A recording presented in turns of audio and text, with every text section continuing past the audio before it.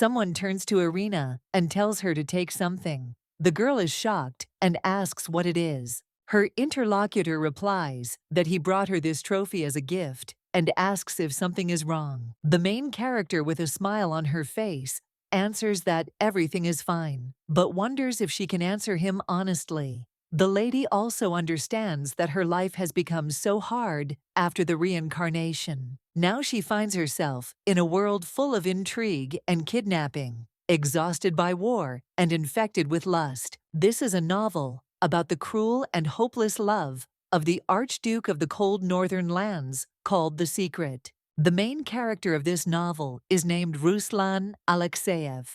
He is the youngest master of sword and magic in the empire. However, there was something else that made him different from ordinary people. This guy liked to bully Kay, who is the main character, covering it up with love. And although they looked like the perfect couple from a romantic novel, well, not everyone is destined to live long and happily. Then Duke Sordi appeared, dreaming of taking the throne and ruling the whole world. He decided to get rid of Ruslan. However, he had no magical powers or talent for fencing, so this man decided to make a contract with a demon. And for the sake of his new power, he sacrificed his own children. As a result, he turned into a huge demon and went completely mad. But Ruslan's love for Kay turned out to be stronger, so they were able to overcome all the difficulties. So the main character thinks, isn't it great? But now, the girl understands that this was her thought until she found herself in the body of Irina Sordi. Not only was she forced by her father to marry for convenience, but a terrible end would also await her. She will be put into eternal sleep by the hands of her own brother, and at least that's how it was in the novel. Now the girl apologizes, but claims that she certainly does not want to die. The young man asks if she does not like his gift. The main character realizes that she was thinking and completely forgot to answer, after which the lady says that everything is wrong, but she thinks who gives demon heads anyway. She regrets that such an answer will cost her life and claims that they are simply very big. The guy then just smiles and tells the lady to extend her hand to him. Irina asks why all of a sudden, but her interlocutor tells her to do it more quickly. The main character agrees, but thinks what else he has prepared for her. Besides, at this time, he puts something blue in her hands. Irina wonders what it is. Her interlocutor replies that it is a slime, and he found it on the road. The girl is puzzled and says that this is how it is, but she understands that this is also a demon. At this time, the blonde is wondering if something is really not right with her, and the main character, with a smile on her face, replies that no, and everything is fine because she really likes it. This slime is so gentle and soft. The guy asks if this is true, after which everything turns around for him, and also says that he is glad that she liked it. Irina thanks him, and the young man heading towards the door states that now it's time for him to go. When the guy finally leaves, the main character says that he could have captured these freaks too. Well, then she lies down on the bed and realizes that she will remove these heads herself later. The girl thinks about how hard it is to live in another world, and it's good that she knows where she ended up. Irina understands that this is the main privilege of getting there, and since she knows the original plot, she can change it. So let the vile Duke go away, because she will get out of there and live happily. Well, then, the main character notices that the slime in her hand just moved and wonders if it's because of emotions. But she still claims that it seems like he calms her down because it's so nice to touch him. At that moment, the girl jumps up from the bed and says that it's just calm. It's painful because why couldn't she be reborn in the body of the main character? Of course, she would have to marry the main character, but she would not be in any danger anymore. Therefore, the lady thinks, what kind of bad luck is this? And screams why she was reborn in Irina's body. Well, then, the girl realizes that she needs to stop envying the main character and pull herself together. Now that she is in danger, she needs to think about herself. The first point of the plan is that until she becomes an adult,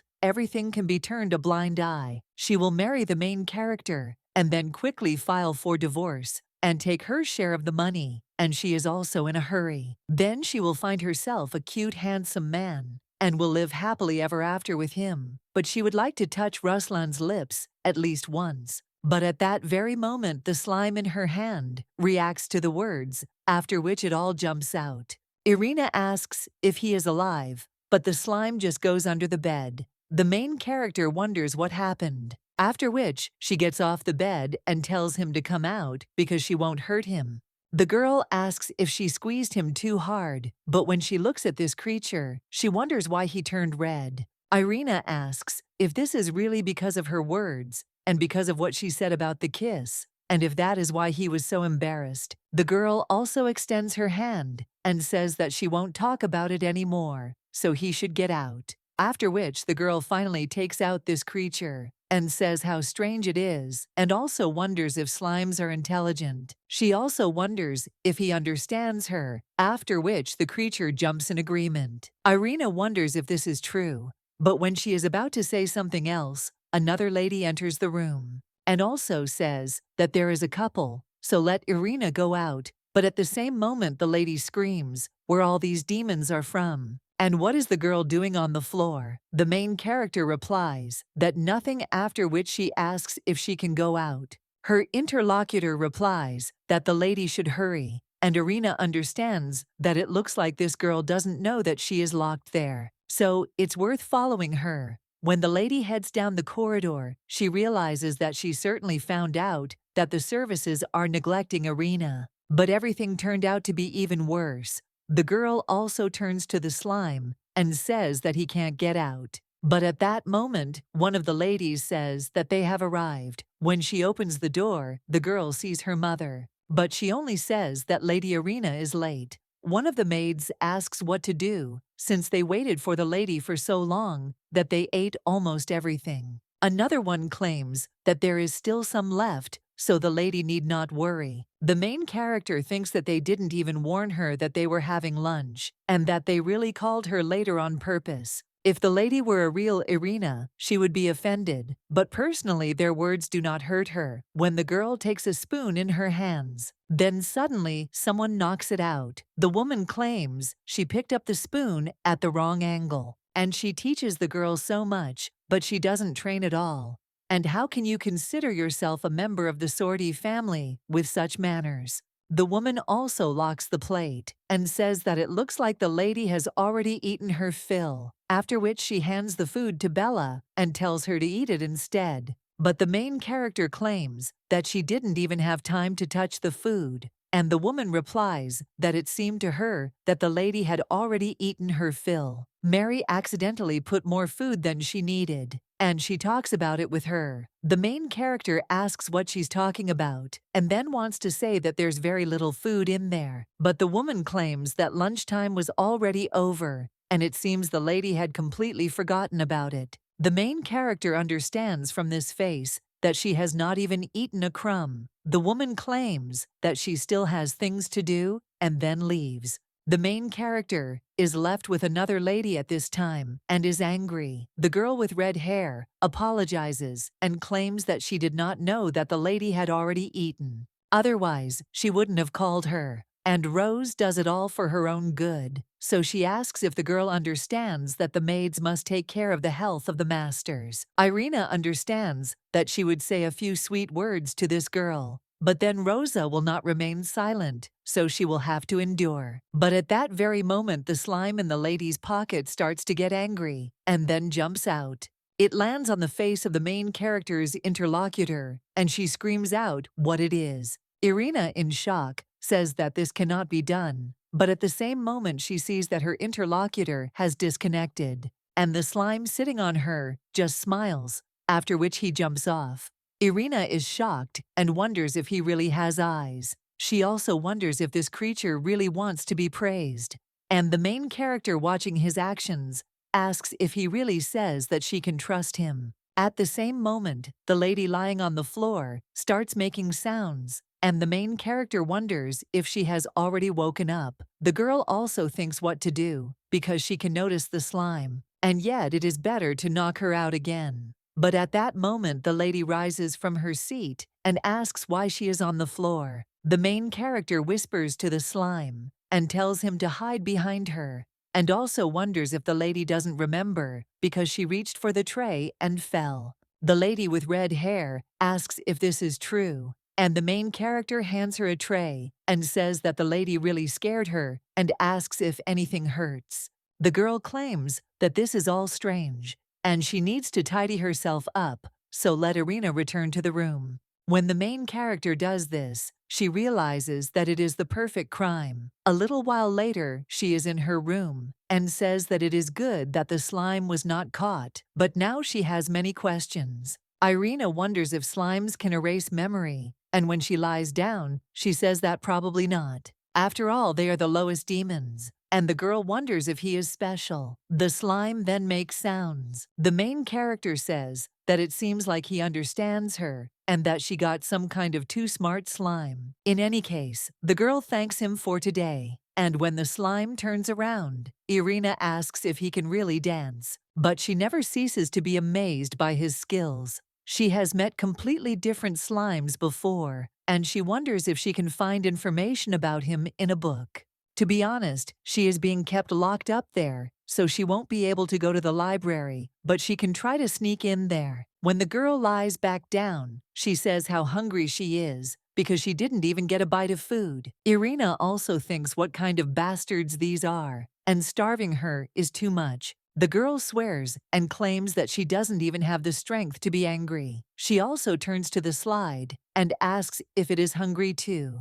But when she looks up, she realizes that there is no one left there. A little while later, the lady smells something, and he wonders if this is mushroom soup made from champignons, as well as pasta with shrimps and tomato sauce. Slime at this time brings food on a tray and joyfully makes servants. The main character sees all this food in front of her, thinks slime is the best demon in the world. She also wishes bon appetit and starts eating. Irina says that it is so delicious that she is about to cry. Islam is her benefactor. When the girl finishes her meal, she says that she is full. The lady hugs the slime and asks where he came from. So wonderful. The creature only makes joyful sounds from this, after which it jumps out of the main character's hands. And again, he heads to the window. A little while later, he already brings desserts. Their main character looks at them in shock. She understands that this cannot be. She turns to hers and claims that they will always be friends from now on. When she starts tasting the dessert, she says that she can't even believe that she is trying such a dessert. When the lady sees that the slime is heading towards the book, she wonders what he is up to again. But he just takes a pen, and the girl wonders if he is really going to write something to her. When the slime finishes, the main character asks what he wrote there, and also whether she can see it. When the lady picks up the note, she realizes that the word friend is written there. The main character asks if he really wrote friend, and then he starts wondering if he can even write, because if so, then he's simply a genius. Irina looks at the word on the paper and realizes that everyone in this house hates her, but it looks like even she can be friends with someone. Irina, with a smile on her face, claims that she is counting on him. Well, she still says that the slime can't be there all the time because it's too dangerous. However, when she sees him hugging her finger, she wonders if he's even listening to her. If the Duke notices him, she can't even imagine what he might do.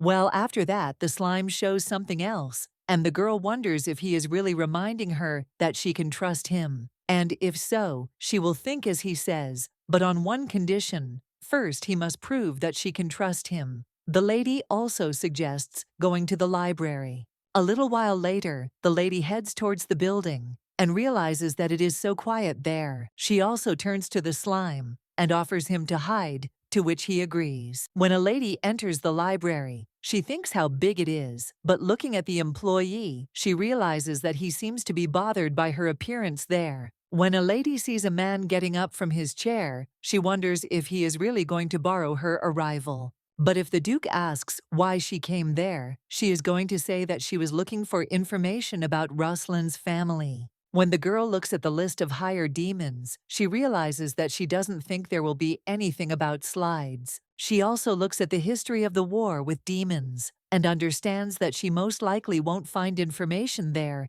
either. When the main character looks at a book about the hero of the war with demons, Archduke Alexiev, she understands that this book is about her future husband. The lady flipping through the book lightly whispers under her breath that he has power and money. When the slime turns to her, the girl whispers for him to climb back and pushes him a little with her hand. Lady continues her search for books about slides and sees a dictionary of northern demons from slimes to golems. The girl realizes that this is it, and she has finally found the book. Well, when a girl looks at where she is, she thinks how she can reach the shelf. She'll probably have to ask the librarian, but when the lady turns to him and sees that he's immersed in his work, she realizes that it's useless. The girl wonders what to do, and at that moment, she hears the voice of the slime. Irina wonders if he can help, and the slime makes sounds in response.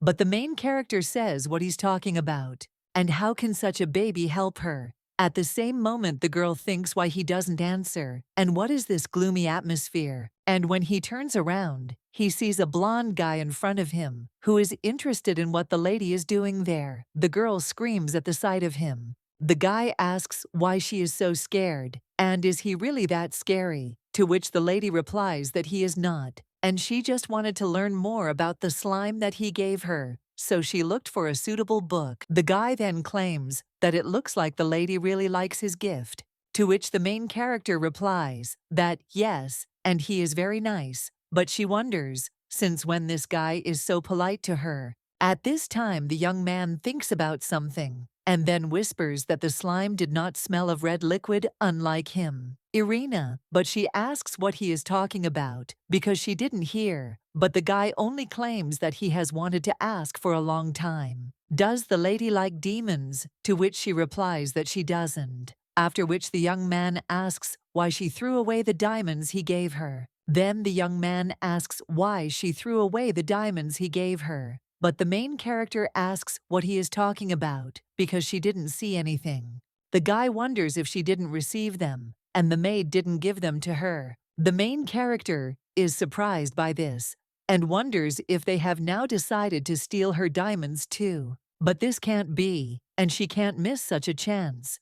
Irina wonders if the guy gave them to the maid, to which he replies that he did. And the main character, with tears in her eyes, says that it looks like she took them for herself, but nothing was given to her. The guy only looks at them and wonders how they dared to go against their master. He immediately turns around and claims that he will find them, but the main character tells her brother to wait. The young man then turns around and asks what she called him. Irina is a little scared by this and wonders if she was mistaken, and now she is about to fall into eternal sleep. The lady tries to wriggle out of it and claims that she just wanted to stop him, but the guy doesn't listen to her and asks again what she just called him. The main character replies that he was her brother. The guy then asks why she wanted to keep him away from the girl, asks if he can get her that dictionary about the demons of the north, and he is simply taller than her. The young man agrees and claims that his brother will get it for her, and of course, he is so high up, so it is understandable why she needed his help. The guy also claims that if it's hard, her brother can carry the book for her, but the main character thinks that he should stop. A little while later, the young man puts down several books and asks if that's all. Irina replies that she did and thanks him. She also claims that she didn't say at that time, but she also wants to thank him for the slime. The guy asks if this is true and then claims that next time he will catch a bigger slime. But the main character replies that it is not worth it and she will get poisoned. The young man is a little embarrassed by this, but when he is about to say something else, at that very moment the maid enters the room and addresses Lady Irina and also claims that she is so lazy. At that moment, the maid sees the young gentleman and greets him. But the guy turns to her furiously, and he wonders how the girl dared to enter her mistress's room without knocking, and also whether she has really gone completely mad. The young man asks if the girl really thinks that Irina is not her mistress, and the maid replies that the gentleman has misunderstood everything. Pari asks if this is true, or if she is about to say that he misheard. He also thinks that the other services are not behaving any better, so he cannot leave it like this, and orders all the servants to be gathered at once. The girl apologizes and claims that it will not happen again, but the young man only asks if she is ignoring his order. The maid replies that no, and she will do everything right away, after which she runs away. At this time, the guy turns to Irina. The main character is surprised and asks what is going on. The blonde replies that he will deal with the servants and she can rest. After the guy leaves, the main character claims that she did not think that Valentine appreciates his sister so much. He even decided to gather everyone's rumors, and the lady hopes that he will take revenge on them for her. Irina also says that doing something nasty brings joy to the heart, and the slime agrees with the lady and rubs against her hand. The main character asks if the slime is also happy, and claims that she thinks it won't be very good to continue calling him that, because it's the same as calling a person just a person. The lady wonders what name to give him, and asks, "How about me?" But she realizes that it is too obvious. When the lady lies down on the bed, she suggests the name Crumb, because it is so soft, to which the slime only makes a sound. Irina asks if he really likes any of her ideas, and the slime waves its arms and beeps. Well, the main character claims that this won't work and suggests thinking about it later. But for now, you can read that book because maybe it will help you choose a name. When the main character opens it, it says right there about the strongest slime in the world. Irina is surprised and claims that it is written about him on the very first page. The girl reads that this slime occupies the lowest rank among demons, but a higher demon can become one if it uses up all its power. Some slimes are said to eat other species and mimic them completely, but this has not yet been proven. However, the lady claims that there is almost no information there. The slime makes sounds at this time, and the main character strokes it and wonders what it is. The girl asks if he will share his secret if she tells him one of hers, and she can only tell it to him. However, when the lady is about to speak, she immediately hears someone coming and telling the slime to hide. At the same moment, the main character's brother enters the room, holding the lady with red hair by the collar, and the woman screams to be let go. The guy at this time turns to Irina and asks what he should do with this thief. The woman tells the gentleman that she did nothing, but Valentine tells her to shut up because he is talking to his sister now. The woman says that he began to treat her this way precisely after her words, and his actions now are equivalent to disobeying the will of the Duke. The guy then asks if she is bothering her father too, but the woman claims that when he finds out about everything. At the same moment, the young man pulls her towards him and claims that the woman does not seem to understand. After all, while the father is not around, he is the main one there and will make his decision after his sister's answer.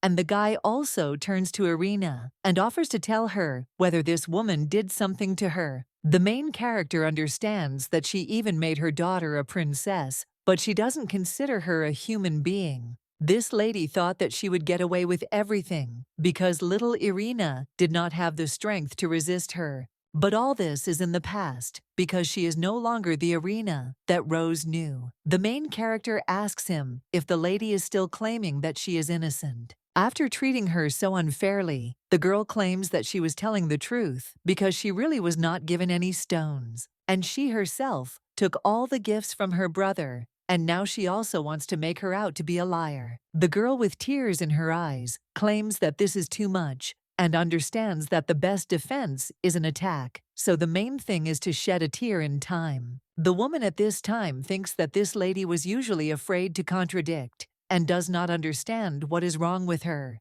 It also understands that things are bad, and if she cannot justify herself, she will be in trouble. The maid screams that it is a lie, and that the lady is trying to slander her. Therefore, the master cannot judge based on her words alone. But at that very moment, the guy slaps her. The lady with red hair screams, "What is he doing?" But the guy wonders if she is also asking, because he is doing the same thing that the woman did with his sister. He will show the rest of the services on her example. So let the woman be prepared for the worst outcome. The lady with red hair screams that he will regret it. But the guy at that very moment grabs her hand and claims that he thinks she will be the only one who will feel sorry for her. Valentin also says goodbye to Irina, but then he stops and says that he remembered something else. The young man asks if the lady wants anything, and the main character with a smile on her face asks what he is talking about. After all, she will be happy with any gift from her brother. The young man smiles after this and says that it is good, and he will also find something that she will definitely like, after which he will leave. The main character smiles after this.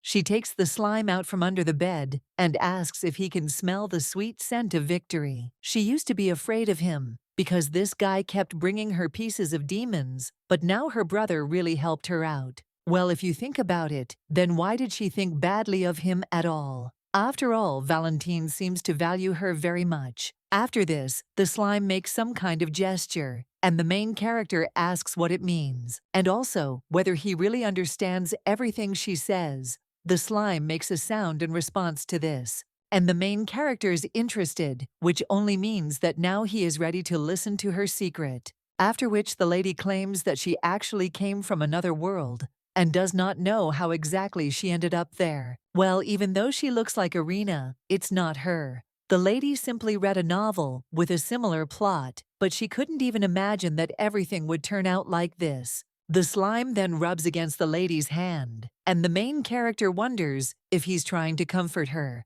The girl says that he is really good, after which the baby smiles, and the main character says what a cutie he is, and she is so glad that she has him. People also claim that if she ever gets rich, she will definitely take care of him too. She also says that it's great to dream about such things, and asks if it's true. When the slime takes the lady's finger, she asks if he really wants her to continue her story about how she got into the book, to which he agrees. The girl replies that she doesn't even know, because she doesn't want to tell this to such a little boy. At this time, Slime shows that he is already an adult, and the main character asks if he is really talking about himself now. After which he says that, okay, so be it, but let him not be scared. In fact, this world is a novel for adults, and it's filled with various obscenities. The slime at this time points at the lady and makes some kind of sound, and the main character wonders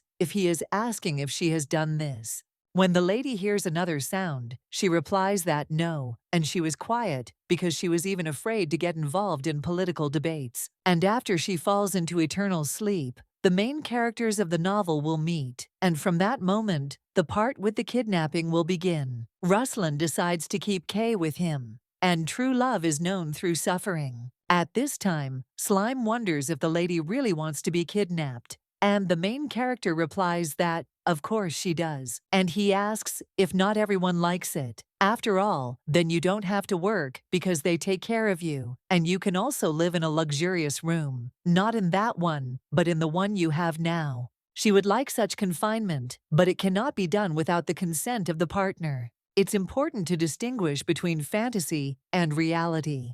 Well, then the main character says that it's somehow awkward to tell him such a thing. When the slime hits the lady's hand, the main character just smiles and says that it's okay, he's already old enough. After which the main character asks if he would like to kiss the girl, just like the main character, which makes the slime embarrassed. The main character smiles and says that he blushed so much, but he says that adults put it on, but he was still a baby. After which his girlfriend falls onto the bed, sighs and claims that if she were the main character, she and Ruslan would be together. Slime at this time wonders if she really likes him, and the main character answers that yes, he is strong and handsome. Her interlocutor wonders if he is really that strong, and the main character replies that she thinks he can defeat any demon. After which the kid claims that he is also strong. The main character then looks at him a little surprised, and then starts laughing. Slime wonders what happened, and the main character is almost choking with laughter, and tells him to wait. After which the slime is completely embarrassed, and almost cries. The main characters turn to him, and apologize, and also claim that she is not laughing at him. After all, he is so cool, but the slime does not really believe her words. The main character assures him that she is speaking honestly, and he is even better than Ruslan, but she will still marry him. The slime then turns to the lady and asks what it means to come out. The main character wonders if he doesn't know, because this is when two people become very close. But when the lady sees the slime's reaction, she wonders what happened to him, after which he starts running away. And then he jumps out the window. The main character looks out and asks him to wait. At that moment, one of the knights wondered what that noise was, and it seemed like someone was shouting. But another one replies that he might be hallucinating due to lack of sleep,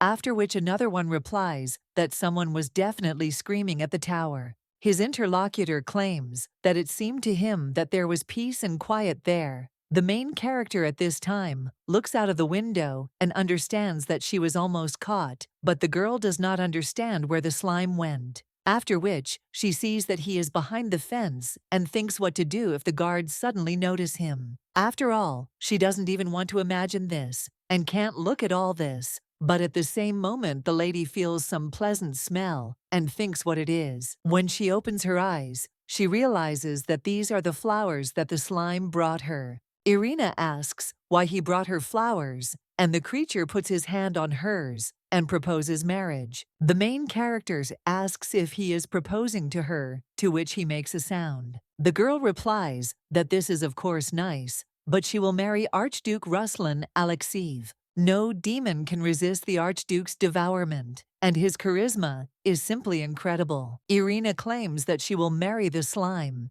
if he defeats Ruslan, and wonders what he will say in response to this. Slime then claims that he will win, and the main character tries not to laugh. She says that he is good, and now she will have to marry him, and the lady asks when their wedding will be. Although for now, it's worth starting with something else. And the girl claims that they've already held hands with him, which means it's time to kiss. This makes her feel embarrassed, and she seems to ask what she is talking about, after which she points to herself. The main character smiles and wonders if he will do it himself, because if so, then okay, she will close her eyes. But when a girl does this, she thinks why nothing is happening, and whether he really went out into the street again, like that time. Irina is about to scream for him to wait, but at that very moment, she feels the slime kissing her, after which they start screaming. The girl apologizes and claims that she did it by accident,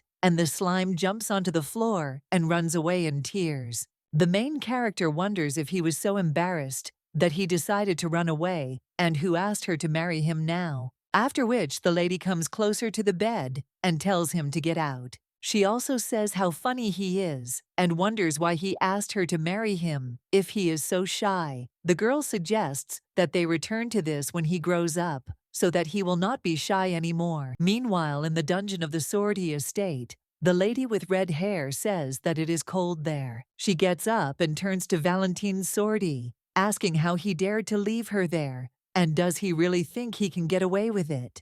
The Duke will return soon, and she only needs to be patient for a little while, because then she will take revenge on everyone who dared to cross her path. And if this girl had disappeared, then her wonderful daughter Bella would have become the heir to the family. But the woman says that it's nothing to worry about, after which she screams that she will definitely get rid of Irina. A little while later, the main character walks through the garden and says how wonderful it is there, because she hasn't been outside for so long. She is, of course, glad to finally go for a walk, but if it weren't for Valentine's invitation, no one would even let her in. The lady asks if the slime thinks this is too cruel, to which he agrees. At this time, the main character sees her brother and tells him not to let the slime catch his eye. The lady immediately approaches her brother and asks if he waited long. The guy replies that no, and everything is fine, and the girl asks if he really wanted something. Valentine claims that it is important, so they should sit down, and he has a lot to tell her. Irina wonders what he was going to talk about with such a serious look, after which the guy tells her to wait. The young man spreads out a blanket and then says that now everything is ready and she can sit down. Irina thanks him and then does so, and the guy claims that she has lost a lot of weight, so he prepared all this for her. The main character looking at the luxurious basket of food, smiles and says that her brother cares about her so much. The guy offers her something to eat because soon they won't be able to spend time so carefree because their father is returning. And it looks like he found that thing after all. The main character wonders what he's talking about, and the guy replies that he is talking about the poison from the roots of Kalinda. Having taken it, a person does not immediately fall into eternal sleep. At first, he suffers for a long time and coughs up red liquid, getting closer and closer to the end. The main character thinks about this and realizes that it seems that Irina was poisoned by the names. The guy also claims that he thinks that sooner or later, one of them will be given this poison, and if they don't obey, their lives will end. Even earlier, Irina realizes that it looks like the plot is starting to develop, and she will take this poison every day. It is said that if you drink it, frequently flowers will grow on your wrists. And if you continue drinking it until it blooms, then the whole body will start to exude this poison, and eventually the person will become a walking Kalinda. The girl understands that the Duke's secret plan is clear to her, and as soon as Irina's body becomes poisonous, he will marry her off to Ruslan, because in this way, the Archduke will slowly sink into eternal sleep. For the sake of the perfect crime, he is ready to turn his daughter into a vessel for poison. And no matter how you look at it, things are bad. The girl calls her father names and wonders if he really decided that she is an easy target. Well, she knows where the antidote is, so he won't succeed. This antidote can be found in the forest around the Archduke's estate, but the Duke has no idea about it. Now the girl claims that talk about poisons does not scare her. The guy asks if she really claims that, but her look says otherwise, as if she is just waiting for the opportunity to drink the poison. Irina is shocked, thinking how he guessed, and she needs to stay calm. The girl is also interested in what her brother is talking about, and she is simply very worried. Maria wonders if this means that he imagined it, and it seems that she really has no reason to want to plunge into eternal sleep herself. But in any case, he will drink the poison. The main character screams that she must do it. However, the guy grabs her by the shoulders and asks if she hasn't understood him yet because it plunges her into eternal sleep. Irina understands that he doesn't know yet, but she won't succumb to the influence of the poison. And she also has her own reasons for drinking it, so that this poison will be hers. The girl claims that her brother is important to the family, unlike her, who is useless. Well, the young man wonders if she really thinks that she should suffer for everyone, so he will drink this poison. Irina curses him in her thoughts and understands that he can't. The girl claims that he shouldn't get involved in this, because if she sacrifices herself, the problem will be solved.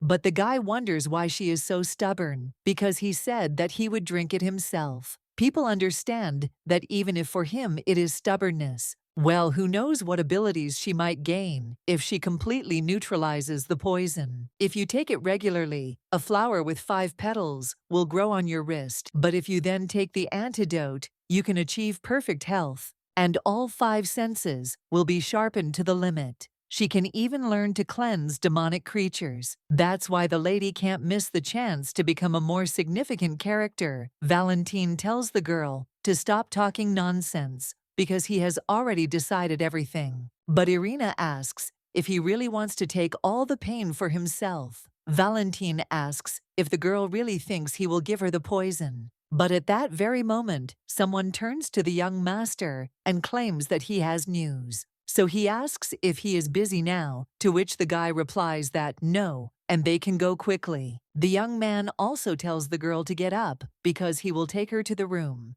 The main character thanks him and wonders if her brother has always been like this. A little while later, the lady sits down on the bed and sighs. She says that she and her brother have quite a relationship because they argue about who will take the poison first.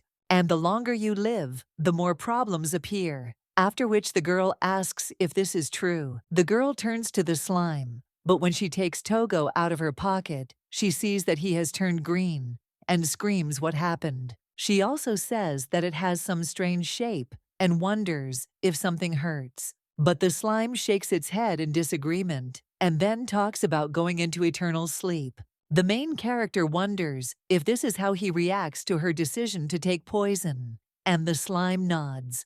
The lady wants to calm him down and asks him not to worry, because everything will be fine, but he only starts crying. Irina understands that he is so worried, after which she turns to her husband and kisses him on the forehead. The girl claims that she can handle it, so she asks him not to worry and promises not to fall into eternal sleep just like that, so he shouldn't be sad. But at that very moment, the main character hears someone coming into her room and realizes that first she needs to hide the slime. The lady passes it under the bed. At that moment, someone bursts into the room to Irina. It turns out to be a girl with red hair who screams what the lady did to her mother. The main character understands what it means that she learned that Rose is being held in prison. Irina wonders what the lady is talking about because she doesn't remember doing anything. But her interlocutor sternly tells the girl not to mock him because, hey, they've already told her everything. The girl asks if the lady really said that they hid her things and that she simply doesn't like them, after which she screams out how it was possible to put her innocent mother in prison. Irina wonders if this girl is really talking about Rose, and the lady with red hair claims that she slandered her mother, but she will still find her weak spot. The main character says yes and wishes her luck, and also understands that she is not really into fighting with a teenager. Her interlocutor gets angry about this, and then says that she still has things to do, so they will finish later, and next time she will not let the girl go so easily. The main character asks what this is all about, and the girl replies that the Duke has already returned, and if she suddenly wants to justify herself to him, then she should hurry. Irina wonders if the Duke is already there. She also claims that she will come down soon, but wonders if Bella has forgotten anything. After all, she will have to accompany her since the girl is responsible for her. Or she has already forgotten her place. The lady with red hair is embarrassed by this, after which he screams at the girl to stop talking nonsense and come out. When the main character is about to go further, she turns to the slide and thinks whether it is possible to leave it there alone. But before she returns, he needs to hide. Well, a little while later, the main character is sitting at the table with her father. She realizes that this is the first time she meets the Duke of Sordi. Well, he looks better. What was she thinking? The man at this time turns to Valentine and tells him to prepare for his imminent departure. After all, tomorrow he is going to the Crow Forest. The guy wonders if it is really so soon. And the main character understands that he just returned from the battlefield, and his father is sending him there again. The Raven Forest is a god-forsaken place, and it is understandable why he wants to send Valentine there. He needs demonic artifacts, and the diverting necessary for transformation into a demon. They can only be found on other demons. Irina wonders where the Emperor is looking. The blonde at this time says that it is clear, and then he gets ready. But the main character wonders why her brother listens to him, or if he is already under hypnosis. Well, they haven't reached that plot point yet. At this time, the man says that this is true, and the guy should listen to him if he wants to protect what is so dear to him. After which, the man turns to Irina and hands her some kind of bottle. He also claims that finally she will be useful. The main character wonders if this is Kalinda's poison. The girl also understands that she cannot show her joy, but she thinks how to keep her cool now. Irina tries to look innocent and asks what it is, but her brother immediately slams his hand on the table, and he says that his father had better give it to him. The man asks how the boy dared to raise his voice at him, and it seems he raised him poorly, since the young man even dared to intervene in the conversation. After which the man says that if he says even a word, his treasure will be destroyed. The young man apologizes, and his father says that he will forgive him for his rudeness, only this time. After which he opens the bottle and hands it to Irina and tells her to sing this. This will turn her into a beautiful flower. The main character takes the glass in her hands and understands that it will hurt, but it's okay. It's better to drink it all in one gulp, because that's the only way she can take revenge on him. The man watches the lady at this time, and he says that she has been waiting for this for a long time, but the girl replies that this is his order. And he also asks if she can argue, after which the man sighs and says that this is true. Irina understands that she needs to drink before she changes her mind. When the lady finishes drinking, she understands that this poison tastes good.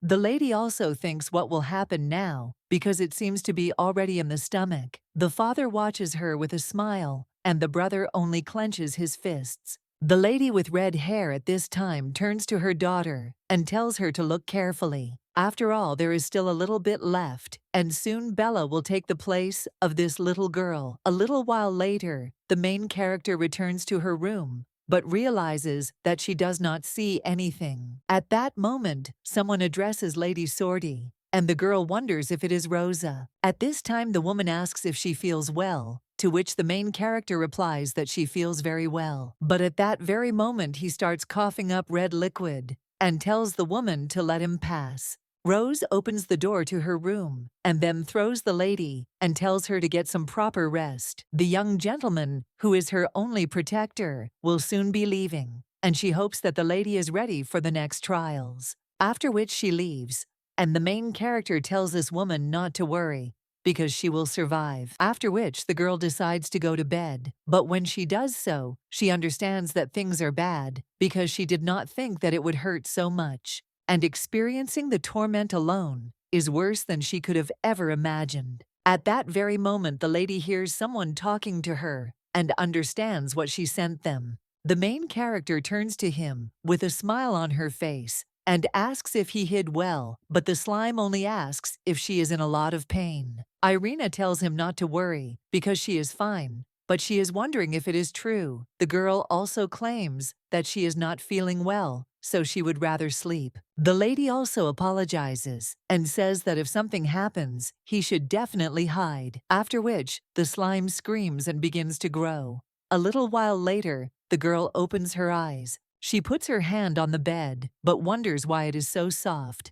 And when she fully wakes up, she realizes that she is on slime. And he thinks what the hell this is. At this time, the slime separates from the entire mass and claims that the patient needs safety. The girl asks if he warmed her up to make her feel better, to which he replies that yes. And the main character thinks, what kind of cute kitten is this? And it's so soft and warm with him. Irina asks if he can even heal, because if so, then he really is the best. Slime asks what that means, and the girl answers that he is cool, after which she tells him with a smile on her face that it is true. After all, she has him, and the lady thanks the slimes, because now she is not so lonely. A little while later, the girl is already stretching and says that she feels better. Irina understands that although the pain still remains, the main thing is that she took Kalinda's poison. The main character also thanks the slime for everything, because without him, she would have suffered alone for a long time. The girl also thinks what would have happened to her if it weren't for the slime. But the lady also wonders if the Duke will see it before she gets her power. The Duke took away or destroyed everything that Irina loved so much, and this case will not be an exception. After which, the main character turns to the slime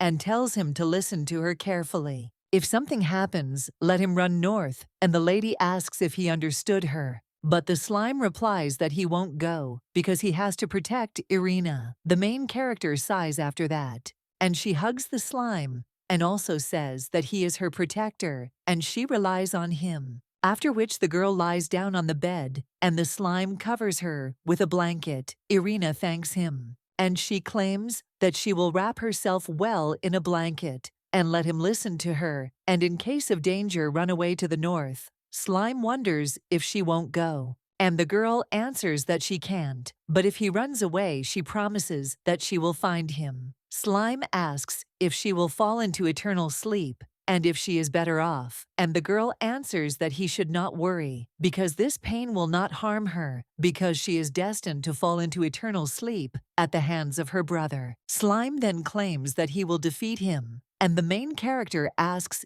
if this is true. Well, she says she's afraid it won't be easy. Slime then puts his hand on hers and says that life should be valued. Irina understands that the slime is so gentle and kind, after which everyone agrees and also claims that she understood. The lady offers to live together happily and for a long time, after which she embraces him. At this time, the lady's father asks if there is any news about the archdukes. The servant replies that yes, and in the Grand Duchy, it has been very quiet lately. And although he tracked his location, it did not help, for the archduke has suddenly disappeared. The lady's father claims that it has only been a short time since he inherited the Grand Duchy. That's why he doesn't understand how he has the conscience to just sit in the castles. He also claims that something happened, and it doesn't matter if it's a body or a spirit, but if he has nothing to hide, then this guy wouldn't hide in the castle. After which the man asks the servant if he is sure that he is there. The man replies that yes, they recently sent their maid there. She saw the archduke there.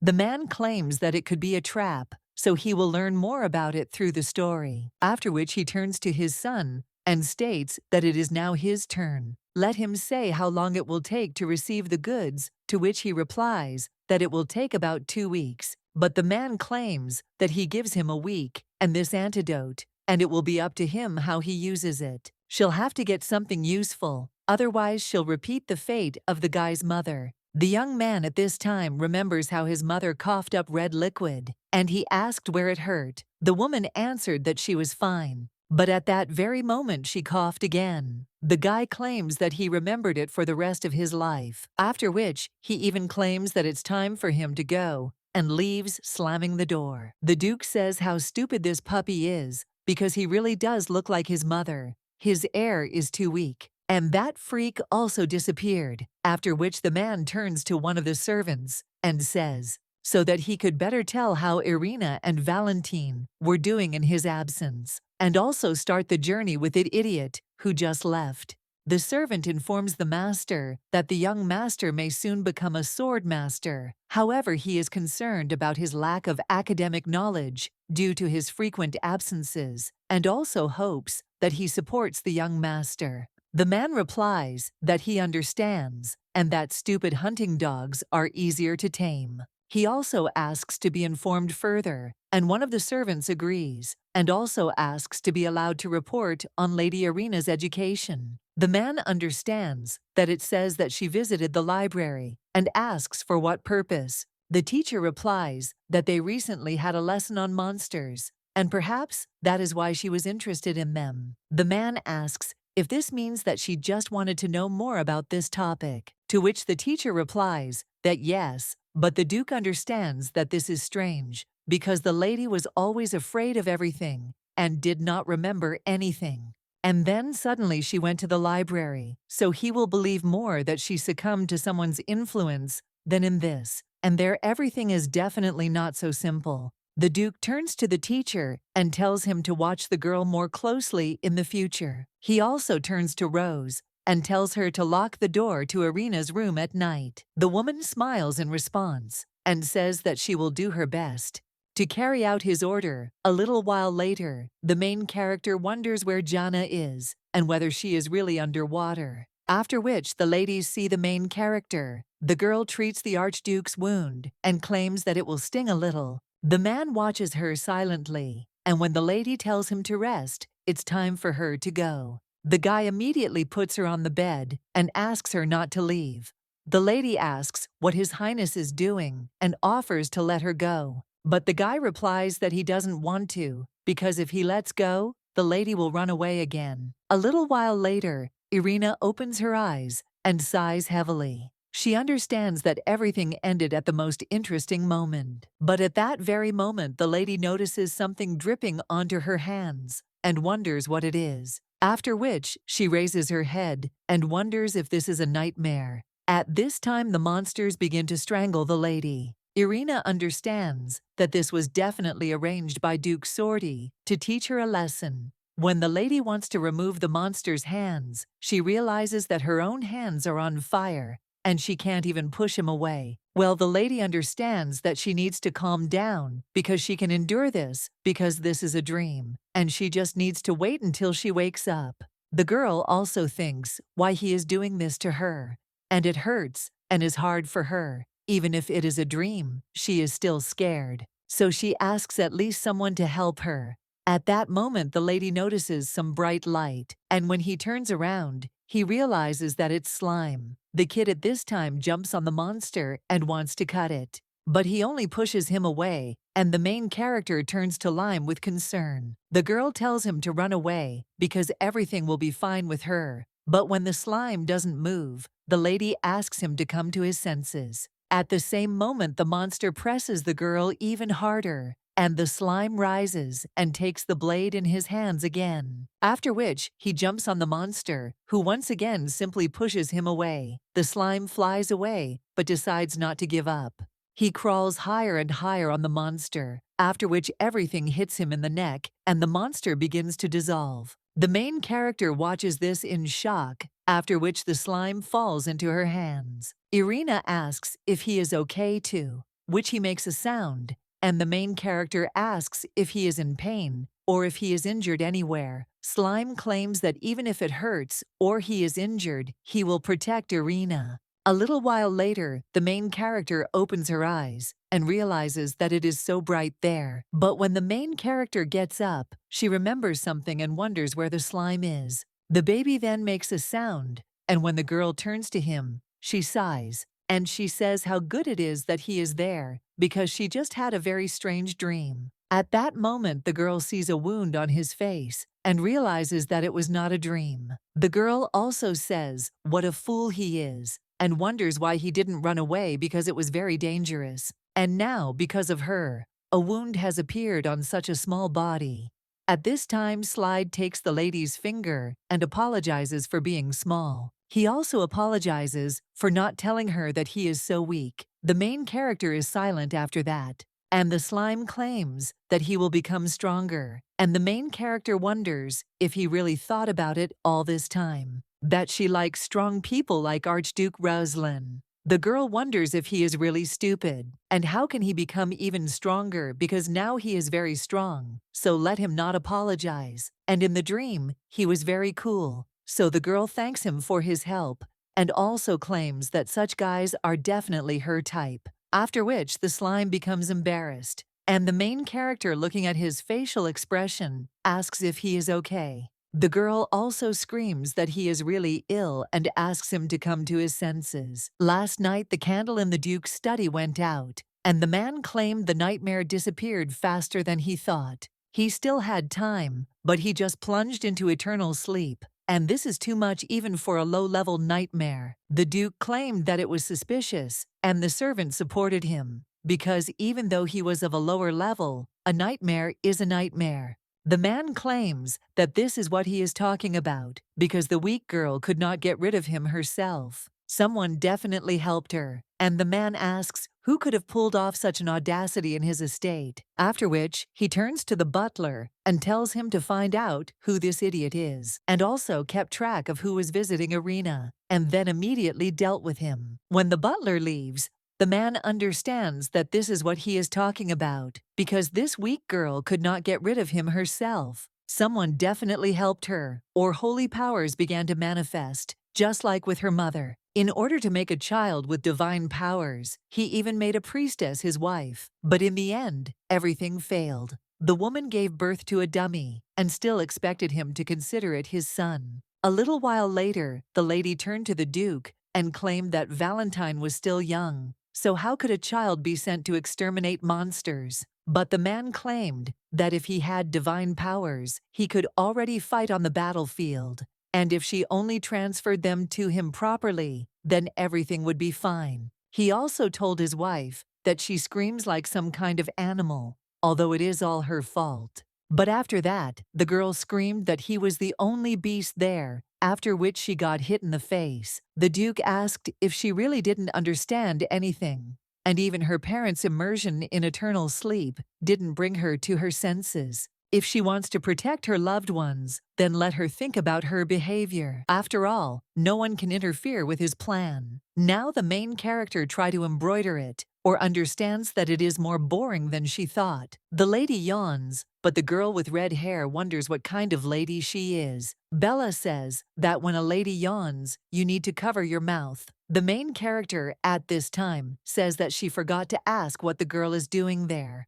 Her interlocutor replies that the Duke said to follow Irina, and the main character replies that since she didn't find anything, maybe she should go to her room. But the lady with red hair replies that it's impossible, and she still has something to teach the girl because she's a lady and she should study more. The main character asks what she is like and whether she is really that much better than her. But when the girl looks at her interlocutor's scarf, she is shocked and asks why she is so good-looking. Bella replies that the rose taught her this, and the main character, continuing to embroider, thinks which of them is the Duke's daughter. At this time, the girl once again turns to Irina and asks who she spoke to last night because she heard some sounds. The slime under the bed is only scared by this, and the main character asks what her interlocutor is talking about. And why is he suddenly talking about this? Well, Letty asks why then the girl's voice is shaking, and if she has something in mind, then she should stop because she has already understood everything. Irina thinks that she doesn't think so. The lady with red hair says that the girl better tell the truth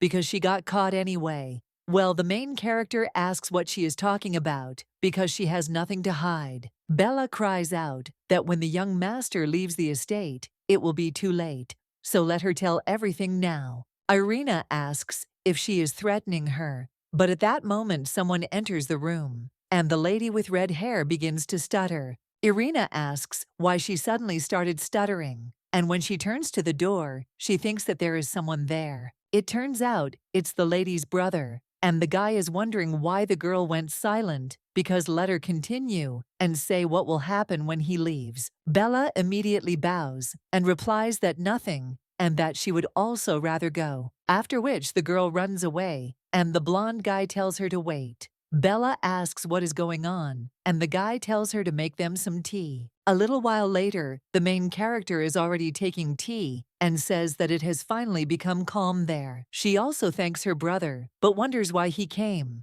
The guy replies that it was to say goodbye. After all, he is leaving tonight for the Crow Forest. The main character then turns to her brother and asks Togo to be careful because she will be waiting for him, after which the guy smiles and agrees, and also says that he will return safe and sound. Irina understands that she is interested in whether he has become attached to her during this time, but for some reason she even feels sorry for Valentine, so the lady wants him to return safe and sound. Well then, the main character thinks why he is still sitting here, and does he really have something to tell her? At this time, the guy points to the scarf that the girl was embroidering and asks what it is. The main character takes it in her hands and asks how she did it for her brother because she gave it to him as a gift. The young man asks who it was for, and the main character replies that of course they're slime. The kid immediately crawls out from under the bed and asks if it is really for him. And the main character says that the slime is just in time and asks if it will fit there. The girl also tells him not to move, after which she tries on a scarf for him and says that white suits him. At this time, the lady's brother asks if she will give this scarf to him, and the main character replies that yes, and this is to show that it is hers. After which the guy says that it's good, and he understood, and then he will go. But when the young man heads to the door, he just hits his head against it, and the main character wonders if his condition has really worsened so much.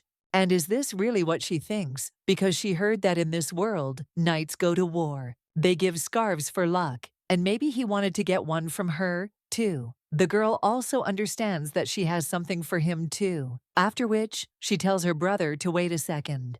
And when she rummages through the nightstands, she realizes that there was definitely a scarf with the swordy emblem somewhere there. After which she finds it, but realizes that a little dust has accumulated on it. The lady shakes it, and then turns to her brother and tells him to take it with him. The guy wonders if this is really for him, and the main character says that she hopes he will return with him safe and sound. The young man only remains silent and embarrassed in response, and the main character asks him if he likes it, to which he replies that he will go, after which she applies the handkerchief to herself and then puts it in her pocket. People also tell her brother that she wanted to ask about something. Then he approaches him and whispers that it's about the slime. The main character asks where he got it, and the guy replies that it was on the Celtic River, and the girl wonders if it is somewhere in the vicinity of the Bart Plain. She heard that it is dangerous there because demonic gates often appear,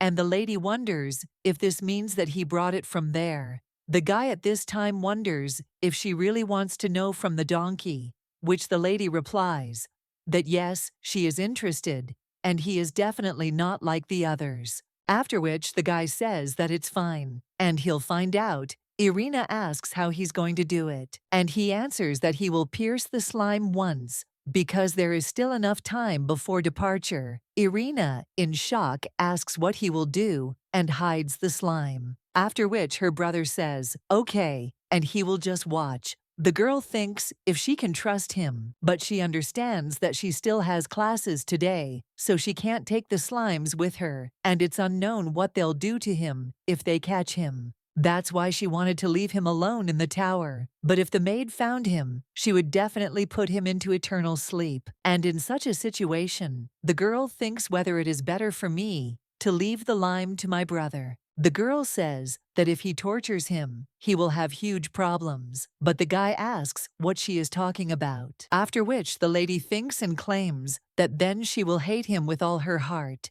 The guy is shocked by this, and the main character says that if he understood, then he should extend his hand. The young man does just that, and when he takes it from the lime, the main character says that the two of them should not quarrel. She's not here yet. The guy asks what that means, and the girl replies that she's going to have a class about monsters now, and she's late, but she'll be there soon. After which the girl leaves the two alone. Valentine understands that even though he doesn't like this slime, but since Irina is interested in him, there is nothing to be done, and today he needs to watch him. Back to where he met him, it was the Barth Plain, where his father had sent him, and where the Celtic River flows. That's where he found this guy. At that time, he was no different from a normal slime, but now he has eyes and a mouth, which is very strange. After which the guy leaves him and tells the slime not to even think about running away. He promised his sister to follow him until she returned,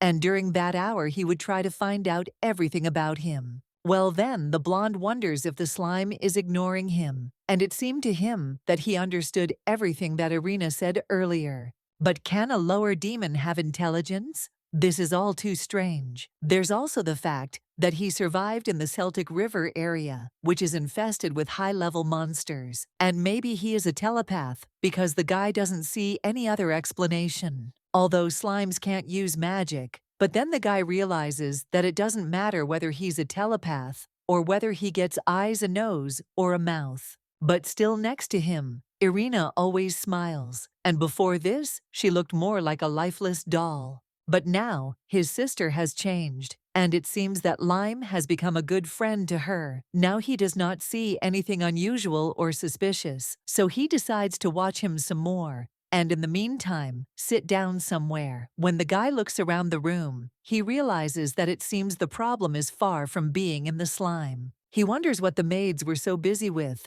that they let the room get so dirty. The guy also understands that he will have to teach them a lesson, but when he is going to clean up a bit, he suddenly sees some kind of note. When he looks at it, he realizes that it doesn't look like Irina's handwriting. And if she didn't write it, then who did? Because it's written there as a proposal for marriage. At this point, the slime makes a sound and raises its hand, and the guy wonders if he really wrote this. After which he smiles, but at the same moment the lady's brother screams out, "What the hell he is? And how could a monster write this?" But this is not even the most important thing, because what kind of marriage can we talk about? The slime makes another sound after this, but the guy squeezes the paper and says that this will never happen. After which the kid starts to get angry, and the lady's brother calls him names. Slime then looks around to see what he can do, and when he sees many guys, he jumps on them. But Valentin immediately grabs him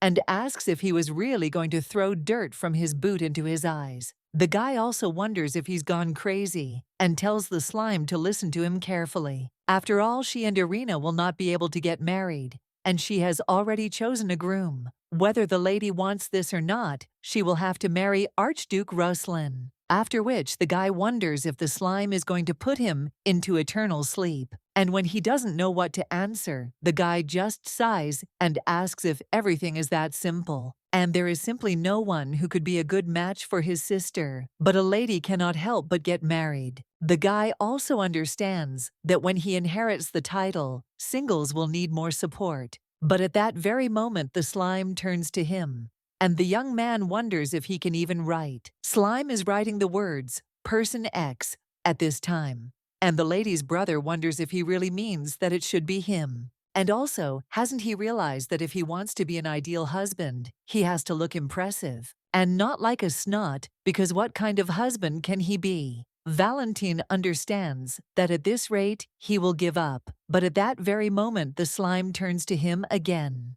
and turns into something square, and the lady's brother thinks what the hell he's doing, and is he really trying not to look soft? He also wonders if he is serious and says that no matter how hard he tries, nothing will come of it. To marry Irina, he must be smart and wield a sword better than her, and also had to be cold to others, but warm to his sister, and also needed to be able to dance as well as have etiquette. But the most important thing is to save his sister from his father, and for this, he must be incredibly strong. After which, the slime makes a confident face and makes a sound.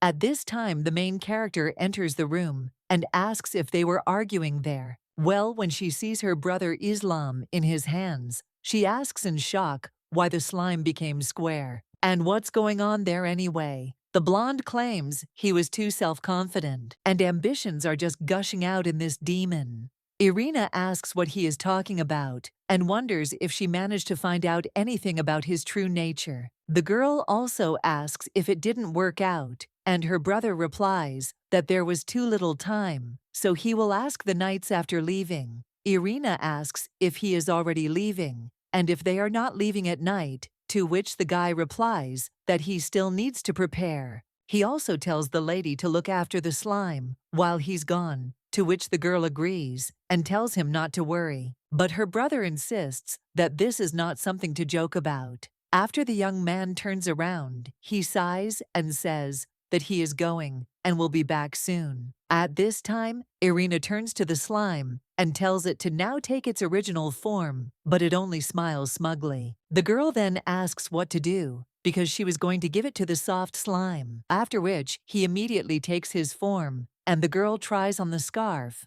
and also tells him to stand still. When the lady ties this scarf like a cloak, the slime says that he likes it. Irina says that she is glad that he liked her and wanted to tell him something. But at that very moment, she sees the slime start eating the dessert and screams that he can't. The girl immediately removes him from human food and says that he can't have that. The lady also screams for him to wait because she will help him spit it out. But when she looks at the slimes in her hands, she wonders if he is okay. And maybe there was a mistake in the monster dictionary, and it looks like she'll have to go to the library again. But at that moment, the lady looks at the slime in her hands and apologizes for shaking it too hard. The girl also asks if she should pat him on the back, but at that moment, the lady with red hair overhears her. A little while later, the girl goes to the library again, and when she takes one of the books, she reads that slimes do not have intelligence and do not know how to write, so they cannot use magic.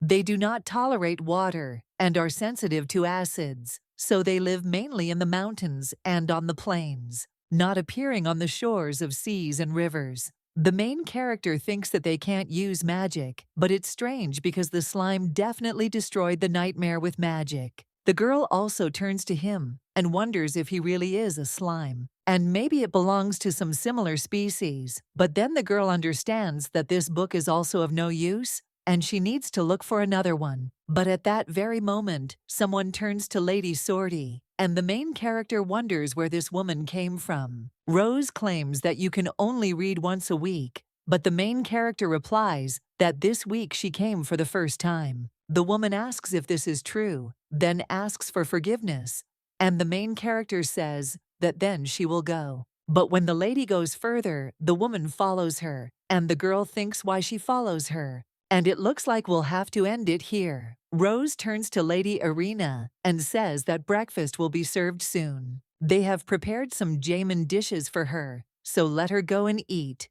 Irina asks, since when has the maid been so attentive to her? But the woman asks what she is saying, and the main character thinks that usually she was angry, so she doesn't understand why she is so nervous now. And now that Valentine has left, she has no one to turn to for help in this mansion. Well, when the lady's hand falls on the pocket, the girl understands that now she is not alone, because she has slime. The main character also turns to Rose and says that this is good, so let her lead her to the dining room. A little while later, the girl has finished her meal and says that this is the best food she has had in a long time, and that she would like to have dessert too. Slime immediately jumps on the floor and heads somewhere. The main character screams that he doesn't need to leave. But when the slime is almost invisible, the girl asks why he is so agile and tells him to come back. At this time, the maid asks the lady if something really happened.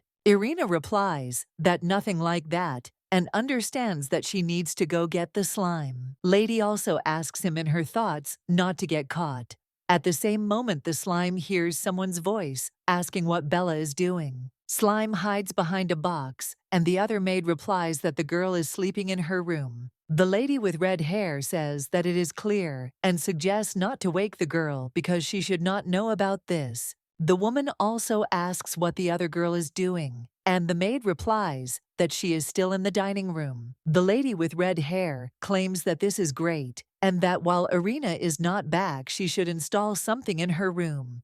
The woman places the object on the table and claims that she had to try hard to get this audio and video recording device. With his help, she will be able to collect the necessary evidence, and this girl is probably leading a man into her bedroom. The woman heard voices behind the door every night. The main character was talking to someone, after which he kept whispering that she had said that it was impossible. Therefore, the woman claims that she does not know how the girl has not been caught yet. But when she gets the evidence, the Duke will not leave it like that and will throw her out of there in disgrace. The maid says that this is what one would expect from the head maid and offers to launch this magical device. The woman picks up the paper and is about to see how to use it. While these two are trying to figure out the device, Lime jumps onto the cabinet. The maid, at this point, plays the sound she just said and claims that the device is working. A little while later, the woman asks if everything is okay with the recording device they installed yesterday. The maid replies that yes, but she did not notice anything unusual about the lady and would not have been standing there doing nothing. The head maid says that it is good and asks what the girl is doing now, to which the other replies that she is sitting in the library. It will take her some time to return. The lady with the red hair claims that she will take the recording devices, and I know the maid should look after her, to which she agrees, after which the woman enters the room. She examines it and understands that she is sure that this idiot brought someone there. But when the woman lifts the blanket from the bed, she thinks it's strange because she can't find a single hair, let alone traces. And all that's left is to check the recording. After which the woman removes the sound recording device from the chair and realizes that it has been hanging there until now. So now you can check everything and find out, but at the same moment, the maid sees books about demons. One of them is about the monsters of the north, and a woman thinks that maybe the lady is dating a knight from the extermination squad, and if she collects evidence, then this girl will be finished. But at that very moment, someone turns to Rose and asks what she is doing there. The woman turns to Lady Irina and with a smile on her face, asks if she is back already. Rose also claims that there was so much dust that she decided to clean up. But the main character wonders if she is really doing it And just with her bare hands, the woman replies that she has already finished. The lady asks if this is really true, after which she says that she did a good job and can now get lost. When the woman finds herself behind the door, she gets angry and says, "What impudence!" At that very moment, another maid runs up to her and apologizes, claiming that the girl left so quickly that she didn't even have time to say a word to her. Rose sighs and says that, okay, she took the recorder anyway, and now it's time to check it. After which they play the recording, and you can hear the voice of the main character, who says that she also likes it and calls someone cutie. The woman understands that even though only the voice of this scoundrel Irina can be heard, it is enough for evidence, and fortunately today, she needs to go to the Duke, so the girl will come to an end. Slime at this time overhears everything about the main character, telling him that it is dangerous, and offers to come to her. The girl also notices how much dust there is on the duvet cover, and wonders what the maid cleaned there. No matter how much she thought about it, it was all suspicious. In short, at this time, he turned to the lady, and then he takes something out of himself. The main character is shocked and wonders if he is really sick. Slime is no less surprised by this, after which he shakes his head in disagreement and talks about the video recording. Irina asks if this is a recording device, but she doesn't understand why he has it. Slime is talking about a bad person and revenge, and when he presses the ball, it starts playing the recording. The maid and the teacher then greet the Duke. The man tells them to begin their reports, after which one of them agrees and states that Lady Sortie has succeeded in learning etiquette. The man replies that it seems that she has now become more like a human being, and that he will marry her off immediately after the coming-of-age ceremony. At the same moment, the head maid asks the Duke for forgiveness for blocking the way, but claims that she has an urgent report. After all, it seems to her that Lady Sortie is bringing a man into the tower. The Duke asks what she is talking about, to which the lady replies that she heard their conversations every night, so they installed a recording device in the tower, and she has strong evidence. After which the woman turns on the recording about the main character watching all this, says what bastards they are. After all, not only are they stealing her gifts, but they are also eavesdropping. The girl screams that this is going beyond all bounds, but then she realizes that there is something else strange. Such a device requires magical knowledge, so the lady wonders how the slime could use it. The main character also turns to the slime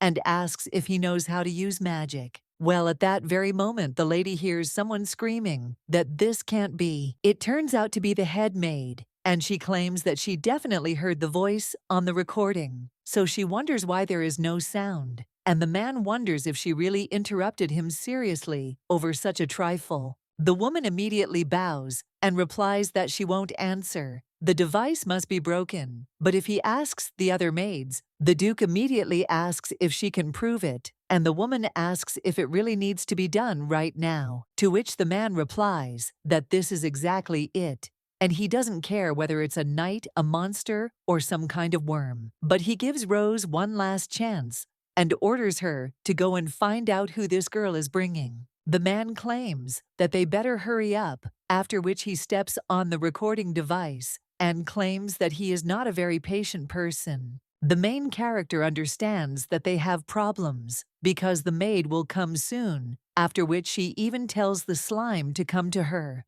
The girl opens the window and throws out the device that recorded the conversation between the maid and the Duke. She realizes that she needs to get rid of the recording first, and then free the slimes before the maids arrive. A little while later, the maid cries out to Lady Sortie and claims that this is his lordship's order, so let her leave the room right now. When the girl is led to the dungeon, she screams for them to leave her, and she wonders what all this is for, because she can walk on her own. But at that very moment she is thrown onto the floor in some room, and closing the doors, they tell the lady to sit quietly. When they leave, the main character turns to the slime and asks if he is okay, but he only gets angry. The girl strokes his head and asks him not to be angry, and also asks if he remembers what she told him. In case of danger, he must escape to the north, and he needs to go to the Choco forest right now. There is a hut there that you can hide in. The slime then makes a sound with tears in its eyes.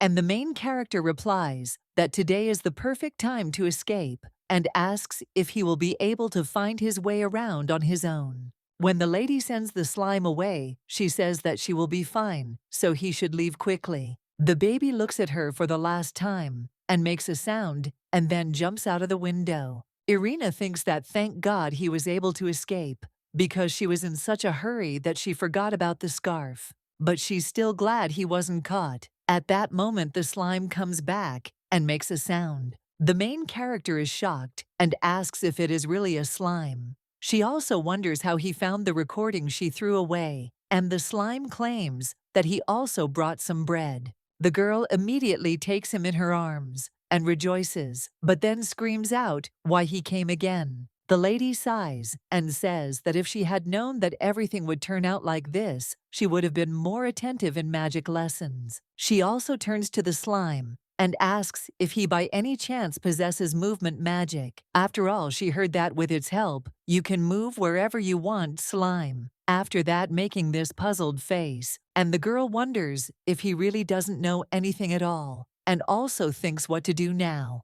The lady claims that there will be problems if he is caught. The kid at this time hands the lady some bread, and she thanks him, and also claims that she will now pull herself together and pull herself together. At the same moment, the lady hears someone asking if Baron Fallen gave the money. Another maid replies that he was not taken away and said that this information is useless. The main character wonders if they are selling information about the Duke's family. Well, if it is true, then it would be useful to record their conversation. One of the ladies claims that last time, the Baron gave her a considerable sum, but today she was unlucky, and lately she is too afraid to divulge any information to him. After all, if the Duke finds out, he will definitely put her into eternal sleep. Another maid tells her not to worry, because as long as they keep their mouths shut, no one will know about it. But one of them asks, what if someone hears them and provides evidence?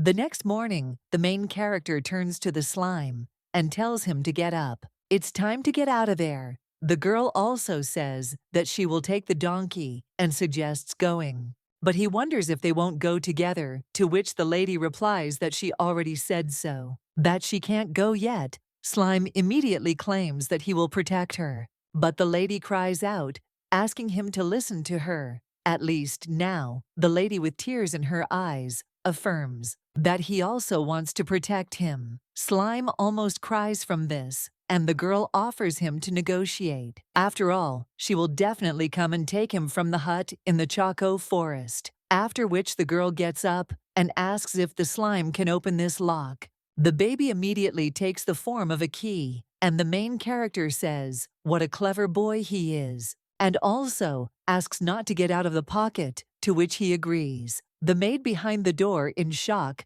turns to the lady and asks how they opened the door. The girl replies that her father ordered her to be let out so she could talk. One of the maids asks if she is talking about the Duke, and Irina replies that it is exactly so, that they should get out of the way. One of the maids claims that she will ask the head maid, but for now the lady should not come out.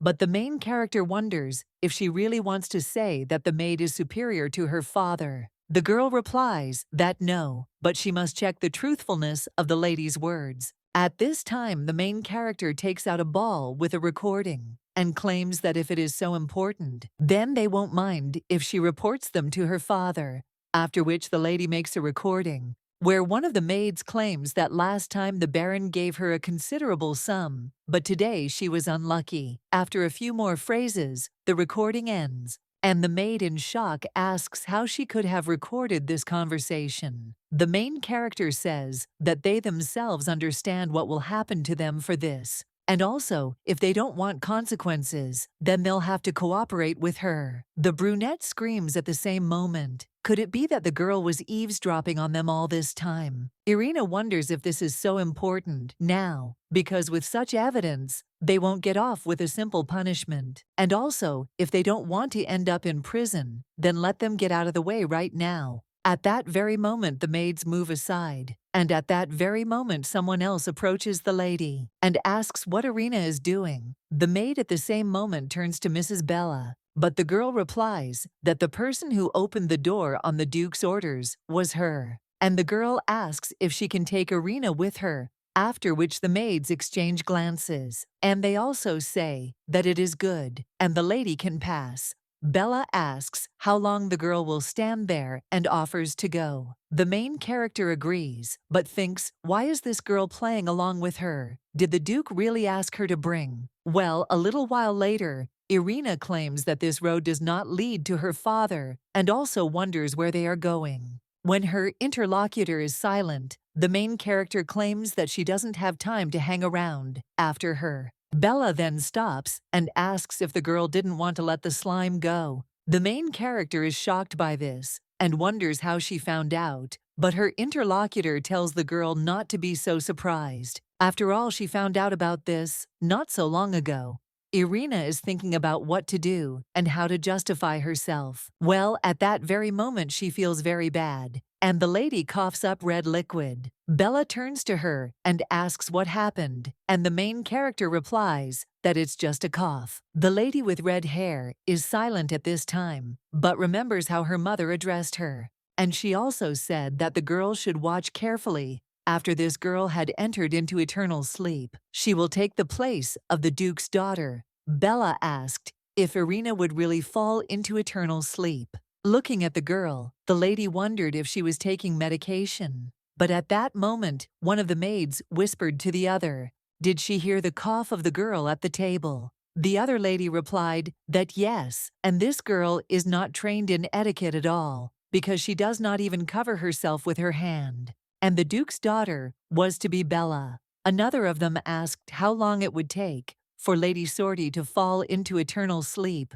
from the poison they put in the food. At this point, Bella is in shock and wonders if she really only knows what she said about the poison. The lady also understood that she needed to get to Irina quickly, after which she headed towards the girl with tea. Now the lady with red hair claims that back on the first day when Irina drank poison, she took the tea and went to her room, and then saw this creature. The girl looking at it thought, is it really a slime? She also didn't understand where Irina got it, but she wondered if it wasn't a dangerous monster. At this time, the main character began to spin in her sleep, and the slime turned to her with concern. The lady with red hair thought why the girl was so calm with him. But now she claims that at first she thought he was dangerous, but Irina's calmness made her change her mind. Then she thought, what if everything she knew was not true? The main character asks in shock, doesn't Bella hate her? And the maid in shock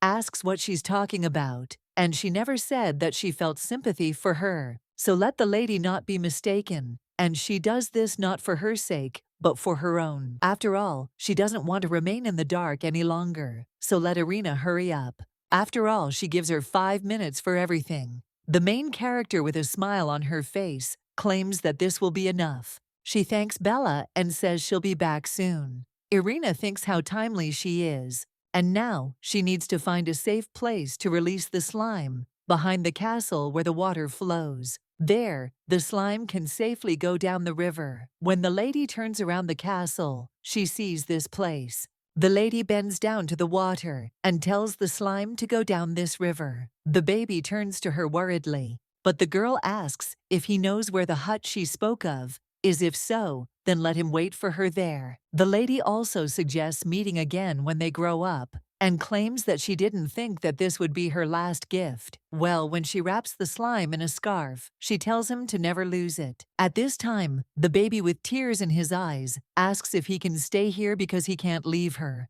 The main character replies that it is impossible, because then his father will definitely put him into eternal sleep. The girl also claims that they will definitely meet again, so there is no need to cry. Slime at this time claims that he will become stronger and return, but the lady claims that there is no time and also suggests that he quickly leave, after which he goes into the water and swims away. Irina wishes him a good journey, after which, wiping away her tears, she gets up and says that she doesn't have time for this because it's time to go back. But when the main character heads back, she doesn't see Bella anywhere and asks where she is. But at that very moment she hears someone scream and realizes that it is definitely Bella's voice. The girl thinks that something has definitely happened to her. Rose at this time screams that it is a misunderstanding. After all, her daughter is not guilty of anything, and she was simply used,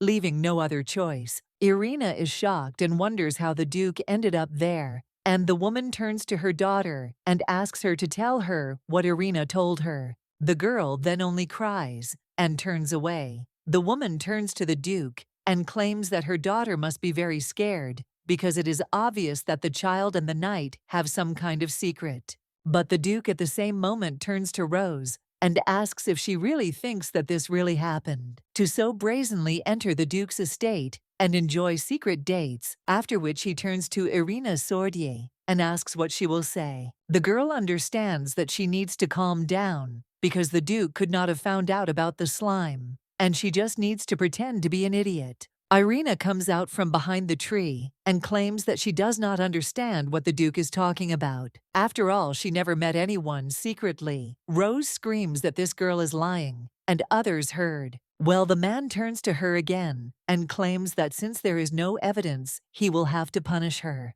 After which he orders the head maid to be put in prison. When the knights approach the woman, she tells them not to touch her, and Bella screams in shock to her mother and then turns to the Duke. I claim that she saw that Irina had a slime, and she released it into the river near the estate. The main character in shock turns to the girl and asks how she could do such a thing. But the girl only apologizes and claims that she cannot allow her mother to fall into eternal sleep. The man at this time asks if she is talking about the slime, and also orders to search every meter around the estate and put it into eternal sleep. At this time, Slime climbs onto the shore and claims that he will still go with Irina. But at that very moment, someone stands in front of him and asks if he is really the same Slime that the Duke ordered to be put into eternal sleep. The knight also wonders how he dares to make him run after such an insignificant monster, after which he starts squeaking words and is about to run away, but the man asks where this bastard is going. The knight also cries out that he will have to use his abilities when he casts the circle. Then a rock falls in front of the slime, and a man heading after it with a knife smiles and claims that he simply cannot let it escape. And if he puts the slime into eternal sleep, the Duke will reward him well. Then he uses magic on his blade and throws it at the slime, leaking through it. The man claims that now he looks even more insignificant, after which he lifts the handkerchief and claims that this will serve as proof of his immersion in eternal sleep. At this time, Slime makes pitiful sounds and realizes that they were supposed to meet Irina. He promised to get to the hut in the northern forest.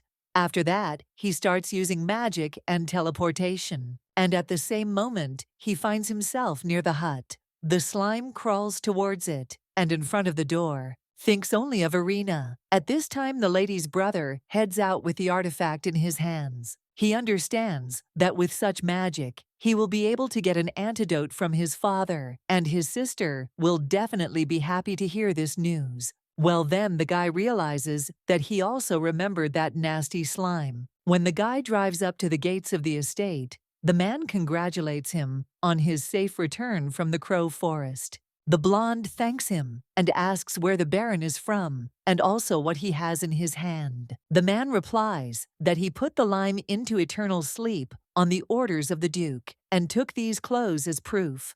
The blonde in shock asks what he is talking about, and the man laughs and claims that it is to prove that he has fallen into eternal sleep. At this time, the guy remembers how his sister said that this slime is so soft and she likes it. She also claimed that if Valentin tortured him, he would have huge problems. And now, the guy wonders if this man really put him into an eternal sleep with lime. A little while later, the boy bursts into his sister's room and cries out to her in concern. The girl is surprised, but tells her brother to pass by because she is so glad that he returned safe and sound. She also thanks him for keeping his promise, but Valentine turns to the girl, and he says that she needs to know something. Baron Fullen brought the handkerchief that the girl gave to that little one. As proof of his immersion into eternal sleep, Irina screams in shock that this can't be because no one knows the way, and how can we say that he is no longer alive just because of the scarf? The girl says that the slime is sure you live in this.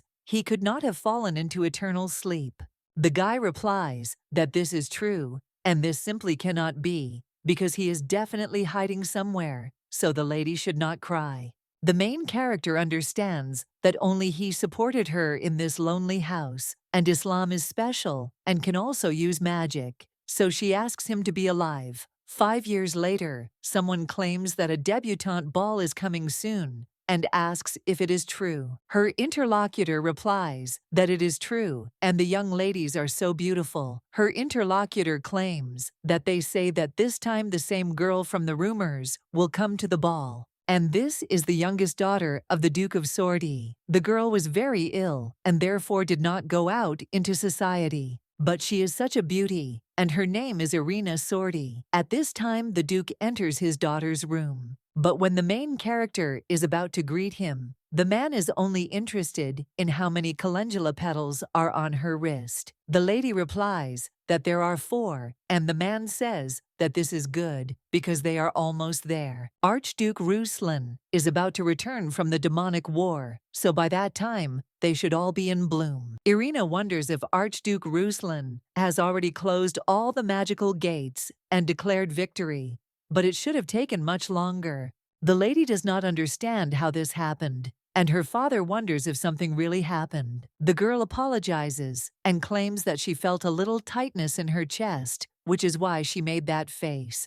After which the man, clicking his tongue, says that it doesn't matter. This time the debutante ball coincides with the victory ceremony in the war, and they say that he doesn't like social events, so he has no idea what he has in mind, but he understands that this is their chance. The Duke claims that he will make his move, and the lady will try to seduce him into proposing marriage to her. And besides, since she is destined to meet him on the street, he allows the lady to leave the estate. The main character understands that this is it, and he has finally allowed her to escape from this unbearable estate. The lady claims that she understood the Duke, and thinks that no matter how you look at it, Archduke Ruslan returned from the war too early. It would be problematic if the plot changed too much, but at that moment the lady hears someone addressing her. It turns out to be Bella. The maid wonders what the girl was thinking about so much that she didn't even notice her. The girl also claims that the lady is going to the reception for the first time today and is wondering why she is not going. Irina wonders if she is imagining things or if Bella is happier about it than she is. If you look at it that way, Bella has changed a lot. Compared to the original story, she even came to her that day and apologized. The girl claimed that she was very sorry because she could not allow her mother to fall into eternal sleep. But from that moment on, she vowed to always stay on her side.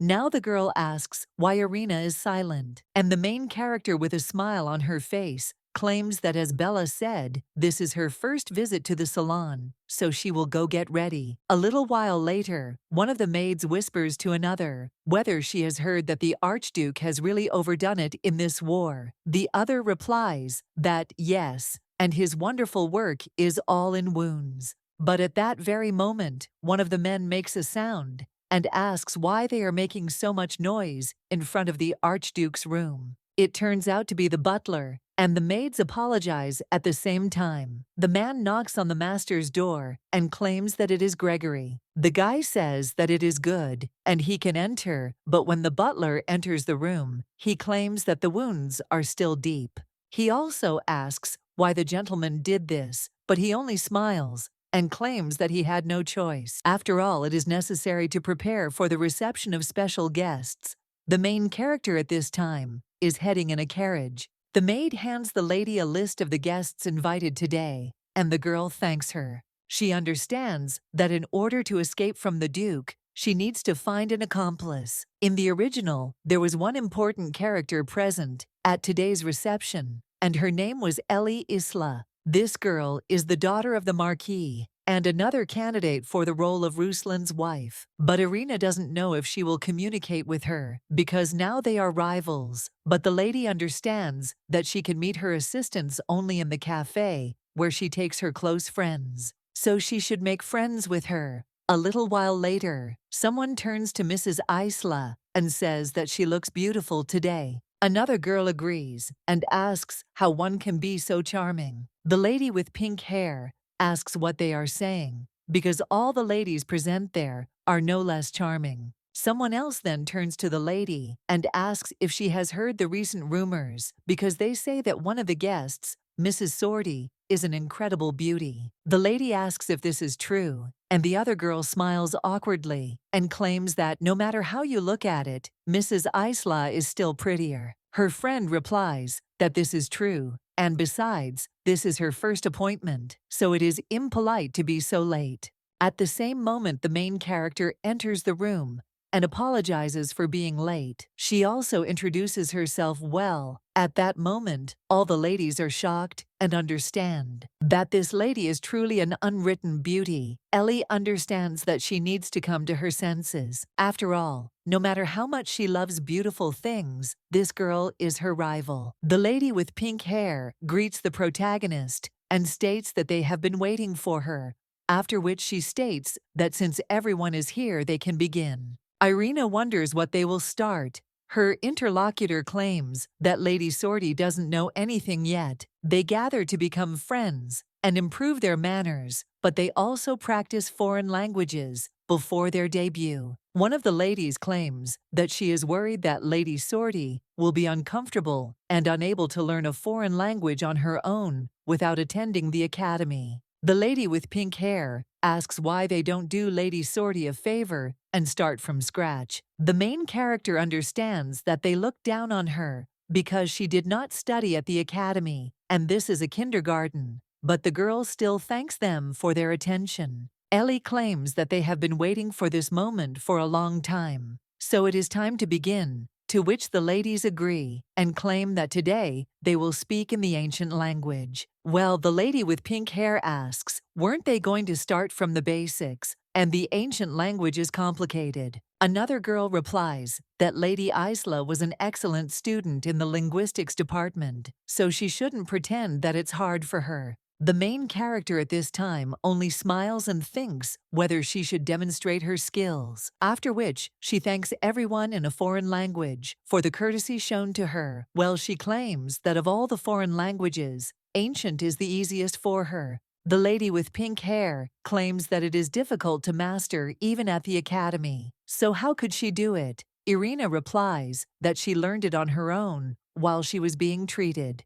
Along with them, there are 10 more languages, including Northern Raski and Attilan. The girl claims that this cannot be, and she screams how a lady who didn't go to the academy can know 10 languages. At that moment, Ellie covers her mouth and realizes that she blurted it out in the heat of the moment, after which she even asserts it, that he needs to go to the ladies' room for a minute, and runs away. The main character at this time turns to the others and asks them to wait for her too. When the girl leaves the room, she tries to catch up with Mrs. Isla and addresses her several times. The lady with pink hair then turns around and screams, asking why the girl is chasing her. The main character replies that she wanted to talk to her alone, but her interlocutor asks what they can talk in. Irina claims that she wanted to thank Letty for the kindness shown to her, but her interlocutor asks when she did that. But without finishing her sentence, she immediately stops and asks if Mrs. Sorty is really making fun of her now. The girl replies that of course not, and that it was just her first time there, and she really needed help. And also, in fact, because she never left the estate, she has no friends at all. She would really like to make friends with Lady Isla. The lady with pink hair thinks how beautiful this girl is and wonders if she will really become her first friend. The main character takes her arm and says yes, and also if the lady doesn't mind. Then they could have talked more after the reception. Ellie understands that it is hard to refuse such a beauty, but she understands that she needs to calm down because this girl is her rival. The lady with pink hair still says that it is fine, and if she wants, they can see each other after the reception. Irina thanks her and understands that things are going well. Well, she also claims that she doesn't know any good places to go, and if the lady doesn't mind, she couldn't choose for herself. A little while later, the main character goes into a cafe and wonders if this is Lady Isla's favorite place. The pink-haired lady replies that yes, and few people know about it because it is located on the outskirts, but the desserts there are really delicious. She invites only close people there. And since Lady Irina expressed a desire to become friends with her, she decided to bring her to this cafe. The main character thanks the lady and claims that this part is for her. A little while later, the girl is already trying desserts, and he says that it is very tasty because, as the lady said, the desserts there are wonderful. At this time, Ellie asks if Lady Irina knows that she is her rival. Many would like to become friends with such a beautiful lady. Well, at that very moment, the girl realizes that she has gone too far again. The main character claims that, after all, she would very much like Lady Isla to be her friend. She also apologizes for disturbing her. At the same moment, one of the workers apologizes to Lady Isla, but claims that the Marquise will return soon and she has not forgotten about dinner with him. The girl looks at her watch and asks if so much time has already passed. She also apologizes to Lady Irina and claims that she has to leave first today. The main character says that she is of course sorry, but thanks her for the fact that the lady found time for her in such a busy schedule. After which, the girl with pink hair runs away and says goodbye to Irina. After she leaves, the main character understands that now it's time to meet the master of the Dark Guild. The girl approaches the waiter and asks if he could give her the menu. The guy holds it out, and the girl realizes that in the original, it was the Best Information Guild. With her master as her assistant, she will be able to learn about Duke Sortie. But to meet the guild master, she needs to solve a problem, but she is given 1 minute to solve it. The main character understands that this is it, and asks if he will pass something on to the master. After all, she will answer this question. The blonde is in his office at this time. He slams his hand on the table and claims that this is just another piece of useless writing. The guy also wonders when the information he needs will appear. At that very moment, someone knocks on the door and tells the master that it is him. The blonde asks what happened because he is so out of breath, but the young man claims that just one lady was able to answer that question. The guy asks what she answered, after which the guy tells about it. And she claims that she also said that the answer to this question does not depend on her, but on Mr. Halcyon. The butler also claims that he will send her back, but the blonde man tells him to bring the girl to him. The butler asks what he is talking about,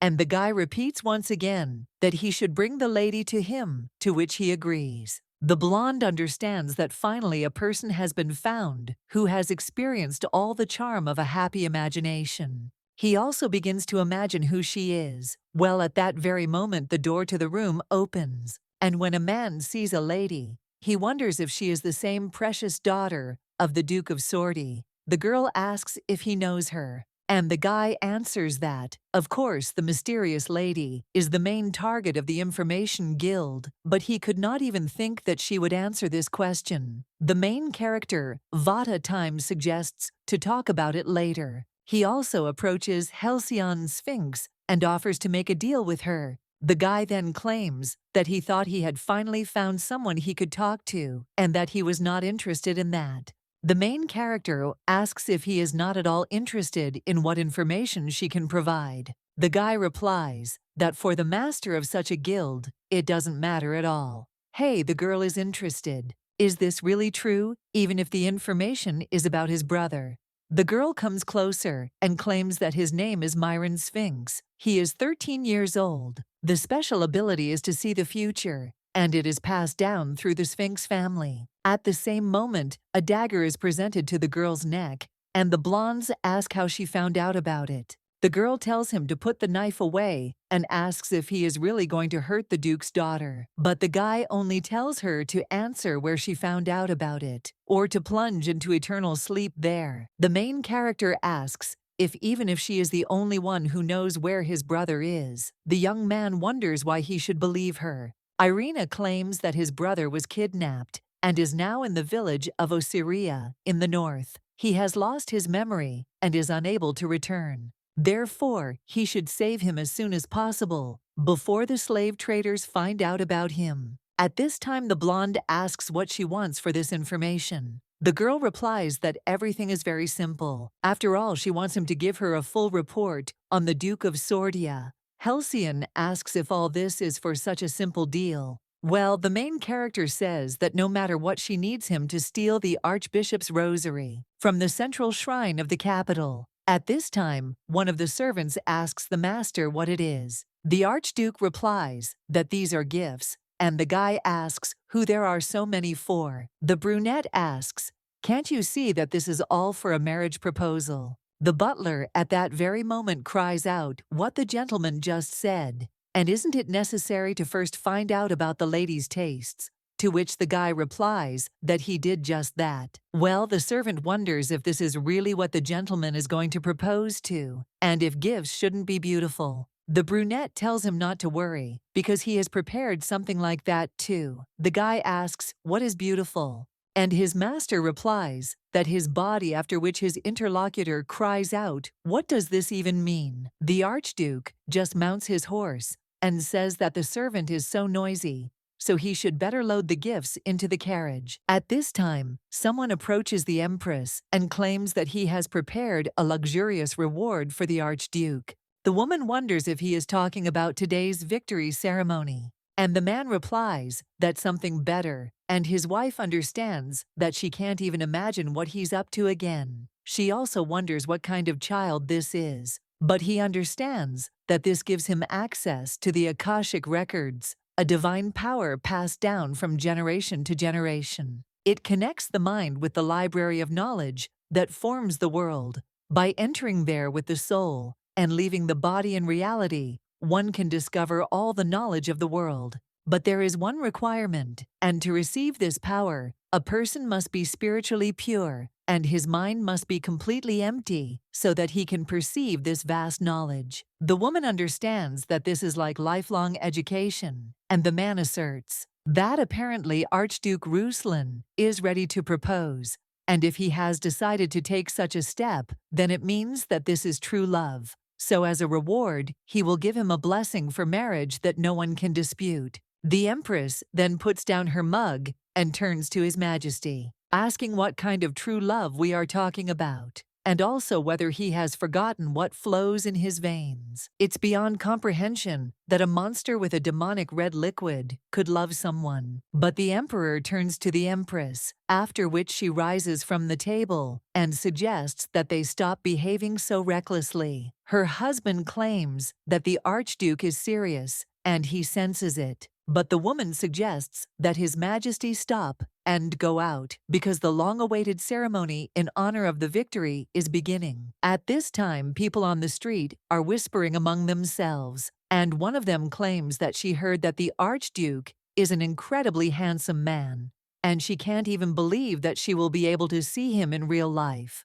At the same moment, someone claims that it looks like he is about to arrive. The main character realizes that the original ceremony was not so luxurious, and she hopes that this time everything will go smoothly. At that moment, one of the beaux cries out that the main sword of the empire, His Highness Archduke Ruslan Alexeyev Deked, has arrived. So let them greet the safely returned hero. The main character looking at this guy, he wonders if he is the main character of the novel. People in the crowd at this time say how cool he is and ask if he is real. After all, he's in such great shape. Bella turns to the main character and claims that he's even more handsome than they said. Irina says that it is true, and also thinks that he is so handsome that she cannot take her eyes off him. The Emperor immediately comes out and greets Archduke Ruslan. The brunette immediately bows and greets the son of the empire. The emperor claims that he is impressed by it, that the guy closed all the demonic gates for the sake of the empire.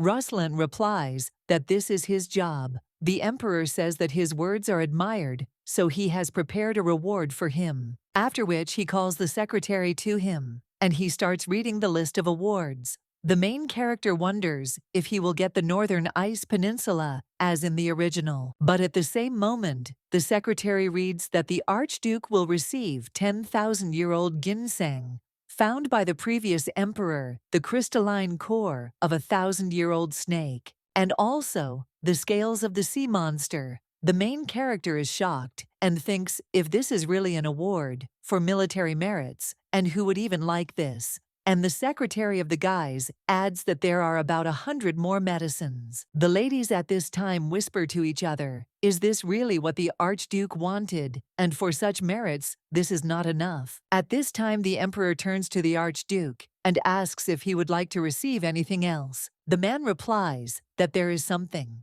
and when His Majesty asks what it is, the guy claims that he wanted the son of the empire to bless his marriage. The ladies understand that if he asks the emperor himself about it, then he must really love this girl, and the main character is wondering what kind of wedding he is even talking about. The girl also wonders if his true love has appeared, or if he has met the main character. It seems that even the duke is not aware of this, and the lady does not understand how this happened. At this time the emperor says that he knew it, and his intuition did not fail him. So he can't wait to find out the name of this lady. The man also claims that the duke's brother blesses him in the name of the emperor, and the main character understands that she is in complete trouble. Of course she is sorry that he has already found his true love, because her life depends on this marriage. A little while later, the aristocrats are at a ball, and the girl realizes that the plot is different from the original story, and everything is so complicated. Ruslan suddenly asked the emperor for a blessing, and he immediately gave it to him. Irina wonders what is going on there. Even the duke himself didn't know about it. The man claimed that since he had a love for my girlfriend, he needed to manage it before the wedding. Irina thinks whether she really needs to seduce Ruslan. At that moment someone announces that His Majesty, the Emperor, Her Majesty the Empress, and also His Highness Archduke Ruslan arrived. The main character looking at the Archduke, she realizes that he is much more handsome than she imagined while reading the novel, and that he has a great body. But then the lady realizes that she has the feeling that he is watching her, or she's just mistaken, but the girl thinks it doesn't look like that. The guy looks at her and smiles. Irina wonders what this grin is about, and he's looking her straight in the eyes. At the same moment someone says that Irina is incredible today. It turns out to be Marquis Igold, and the girl asks him about what he is asking. The man replies that Duke Sorty has done him the honor of dancing with her. The main character wonders if her father really said that, and then he smiles and says that it is a great honor for her. Her interlocutor replies that it is mutual, and the girl thinks how dare this idiot Sorty force her to dance with this pervert Igoldoi. At this time, he says that the lady blossomed like a flower, and the main character awkwardly laughs and claims that she would compare him to. But when she almost says the word parasite, she corrects herself and claims that the amazing scientist of Jindriga is the third, after which this guy offers her to dance, and the brunette watches all this, after which he tells His Majesty that he needs to step away for a minute. The emperor asks where he is in such a hurry, and the guy replies that he wants to dance, and the man says, "What a surprise that is." He also asks what lady caused him to have such a sudden desire to dance, to which the guy replies that he will find out soon. Irina wonders if she should step on this guy's foot and pretend that she can't dance. But at that very moment, someone puts a hand on his shoulder and claims that this lady is already with him. Therefore, the guy had better leave, and quickly. After which the brunette asks for forgiveness from Lady Irina, and also wonders if she would do him the honor of dancing. The main character wonders if he really asked her to dance, and if it is really Duke Ruslan. The girl claims that this part is for her and wonders if it is really him who wants to marry her. But then the ladies claim that this is their first meeting. And how can there be a wedding? It's some kind of nonsense. Well, at least it's better to dance with such a handsome man than with that old ugly man. In the novel, it was said that Ruslan doesn't know how to dance, but dancing with him now, you can say that he put a lot of effort into it. And it's even a bit strange. The guy at this time turns to Irina Sordi and claims that he can give her what she wants. The main character asks if this is true, and does he really know her thoughts, to which the guy replies that yes. And she also wants to be kidnapped, but the guy doesn't have time to finish his sentence before someone sneezes. When he is about to finish it, the butler starts coughing loudly and claims that he feels really bad. The main character claims that his assistant looks sick and wonders if everything will be okay if they leave, but the guy tells her not to pay attention. And he asks if the lady will come out onto the terrace with him for a little while when this dance is over. The main character asks why, and the guy approaching her claims that he has a gift for her. Irina asks if this is really for her, but at that moment she hears that the music has ended. The brunette bows to the lady and says that they will see each other on the terrace, and the girl wonders if he really said that he has a gift for her. She can't even imagine what it could be. When a lady goes out on the street, she sees a brunette standing in the middle of a lilac. When the main character comes closer, the guy asks if she likes this flower. The girl thinks and realizes that she likes lilacs because the slime always brought them. The lady also asks how he found out about this, and the guy is silent for a while, after which he claims that he also likes lilacs. Irina thinks that he scared her, and why did it seem so much like a confession? The girl thanks him for the dance and flowers, but wonders why the archduke is so kind to her. The guy awkwardly asks if there needs to be a reason for this, and the girl replies that he himself said that he already has a lover. Irina wonders if he found out that the duke was bullying her and decided to appease her so that she would start working for him. The main character tells His Highness the Archduke that if he needs her help, he doesn't have to try so hard. After all, she will be happy to cooperate with him. The guy claims that he is glad to hear this, and there is something he would like to do with the lady, as she wanted. But when the guy is about to tell about the kidnapping, the butler bursts onto the balcony and screams that it is impossible. The Archduke asks what he's talking about, and the guy just greets the lady and claims that his name is Vasily Mutin. He's not only the Archduke's assistant, but also a handsome guy. The guy also apologizes, but claims that he has urgent business, and Mr. Young would be very grateful if the lady would leave them for a while, after which the main character agrees and is immediately shown the door. Irina thinks that it is a pity, of course, that it was not possible to listen to Ruslan to the end. At this time, the butler asks the gentleman what he is thinking about and continues to talk about the kidnapping and captivity. And the guy replies that he is talking about the wedding, but the servant cries out, "Is His Highness really serious? And shouldn't everything proceed gradually? Because if the Duke finds out about this, then war cannot be avoided, and he knows what kind of person he is." The guy claims that this is why he wanted to kidnap her at first, but the butler constantly prevents him from doing so. He also asks if it is really necessary to start the weddings. After all, the servant once again asks what is wrong with the master, but he replies that he will propose to her tomorrow. The butler is shocked by this, and then he collapses completely and also tells His Highness to put him into eternal sleep. The brunette asks why he should do this, and the servant replies that if he really is going to propose to her, it would be better to put him into eternal sleep. But His Highness replies that he will not go back on his words. The guy thinks how stubborn he is and that he cannot allow the gentleman to propose to her tomorrow. The butler claims that he does not think that the father's lady is not developing events so quickly. His master asks if this is really so, and the servant replies that this is exactly it, and whispers to the master whether it seems so. What is the point of proposing when they haven't really communicated yet? It's stupid because there's no romance there at all. The brunette wonders what the best thing to do is then. and the servant wonders if he really succeeded. His master claims that he trained a lot because she said that she liked a man with a good body, and now he is afraid of being refused. The butler then turns to the gentleman and understands that he has never behaved like that. He also asks what else the lady likes, but the brunette asks how many times he has to repeat it because she likes kidnapping. The servant immediately screams for the master to stop, and he answers that he understands. The servant claims that first of all, it is worth finding out what the lady likes, and let him remember that the proposal is not the first item on the list.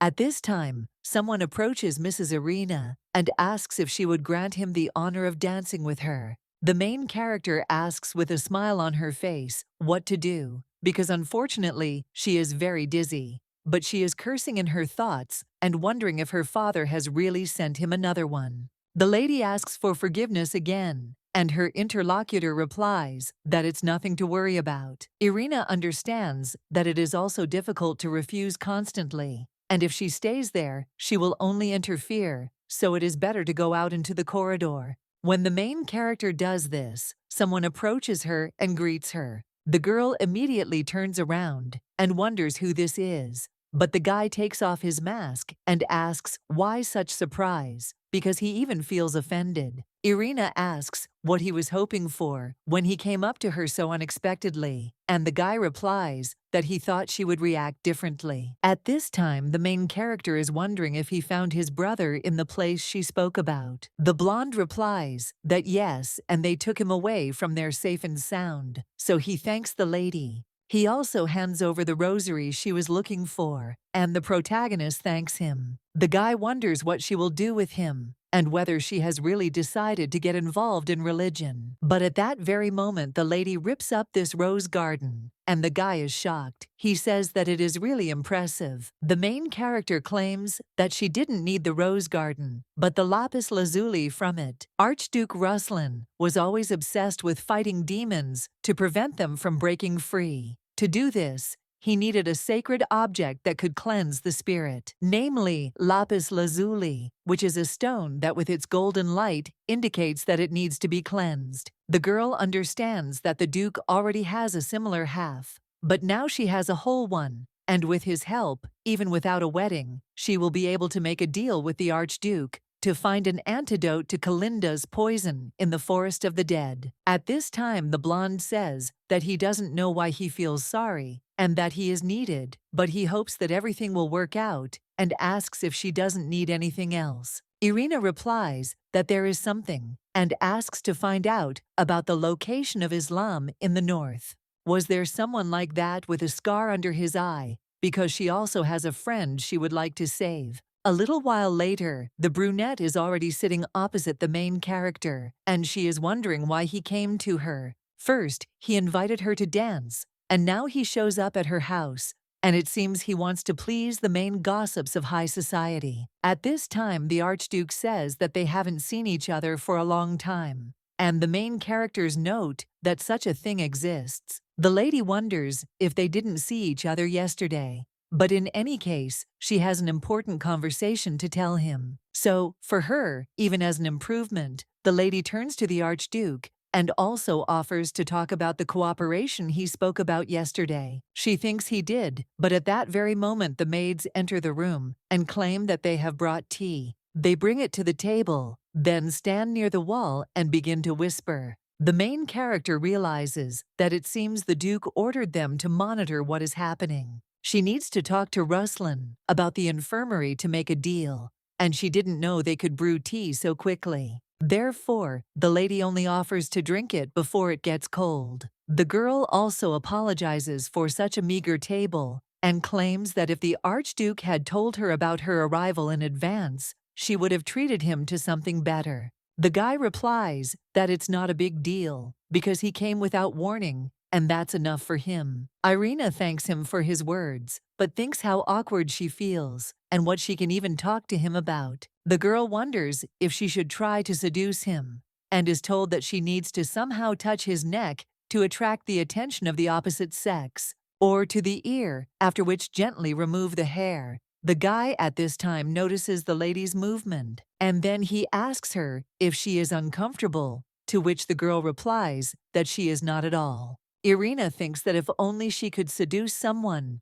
because she and the man only had 2D. The girl asks the Archduke if he liked the tea, to which he replies that it did. He doesn't really understand it, but the aroma is pleasant. Irina, with a smile on her face, claims that she is glad to hear it. After all, they were served their favorite tea. Ruslan, looking at the lady, only becomes embarrassed, after which he thanks her completely. The main character thinks that she doesn't know what happened, but his ears are cutely red. At the same moment, the lady begins to feel bad when she notices the brunette's gaze on her. Then she understands that she didn't drink the antidote for viburnum today, and that's very bad. The Archduke must not notice this, because if he finds out that she is ill, he will never marry her. At this time, the guy asks how the lady feels, and he heard that she used to be in poor health. Irina smiles and claims that everything is not so, because before she had a weak body, but now she eats well and is very healthy. The guy immediately gets up from his seat and claims that this cannot go on any longer, and he must take the lady north immediately. Irina asks what he means, and the guy replies that he doesn't think it's worth telling her about it now, but he asks her to go to the Archduchy as soon as possible. The girl does not understand what he is talking about, but then claims that if he invites her to his estate, she will come with pleasure. After all, she had long wanted to visit the north. But the guy claims that this is not what he had in mind, and now he proposes to her. The guy turns to Lady Irina Sordi, and he also tells her to marry him. The girl wonders if she has just received a proposal of marriage, and also whether Ruslan wants to marry her. The marriage she had been trying to achieve for so long has finally happened, and she will be able to escape the estate. The main character also agrees with the Archduke and proposes marriage. The guy, with a smile on his face, says that he is glad that the lady has agreed. He kisses her hand and states that he will immediately order his assistant to go north to announce their marriage. A little while later, one of the knights asks what this means, and whether the Archduke has decided to marry the daughter of Duke Soridaya. His interlocutor replies that yes, but their ancient kinship is their enemy. Therefore, it seems that the world has gone mad. At that very moment, someone shouts out to Vasily and asks what he just said. This woman asks whether Archduke Ruslan and the daughter of Duke Soridaya, with whom they have been feuding for many years, are planning to get married. The guy claims that for the information of Lady Hope, His Highness insisted on this marriage, and the woman wonders if this means that he can no longer be persuaded. She also asks what she should do, since she is so looking forward to this wedding. The Duke at this time turns to Irina and claims that he heard this boy propose to her. The girl replies that everything is correct, and all thanks to her father. The lady also understands that in a little while she will no longer have to see this face. The Duke at this time turns to the maid and tells her to bring the document he left. He also tells the girl to sign before the Archduke changes his mind about agreeing to something. The lady puts her signature under his, and when she looks at Ruslan's signature, she realizes that for some reason she thought he had bad handwriting. But in fact, everything is not so. And this guy is full of surprises, and despite his indifferent appearance, he is very nice. The man claims that they will simplify the wedding with a premarital mass in church, which will be held in a week.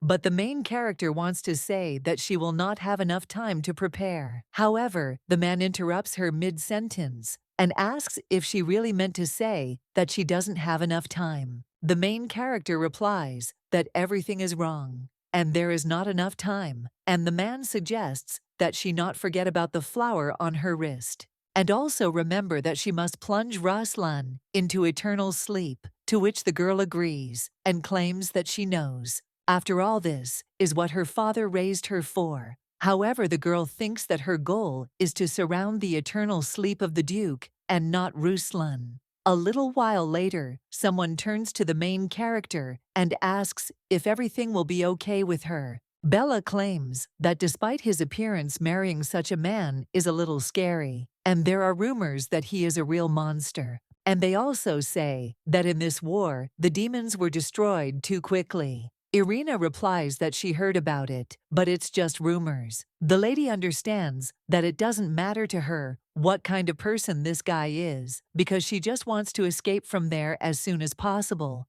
and no one has canceled the divorce. The lady with red hair turns to Irina and claims that the Duke said that he would send her with her. He ordered her to watch the girl drink the poison, and she apologizes for not being able to help her. The main character tells Bella that everything is fine, because anyone will notice if she stops singing it, and it could cause her a lot of trouble, which she wouldn't want.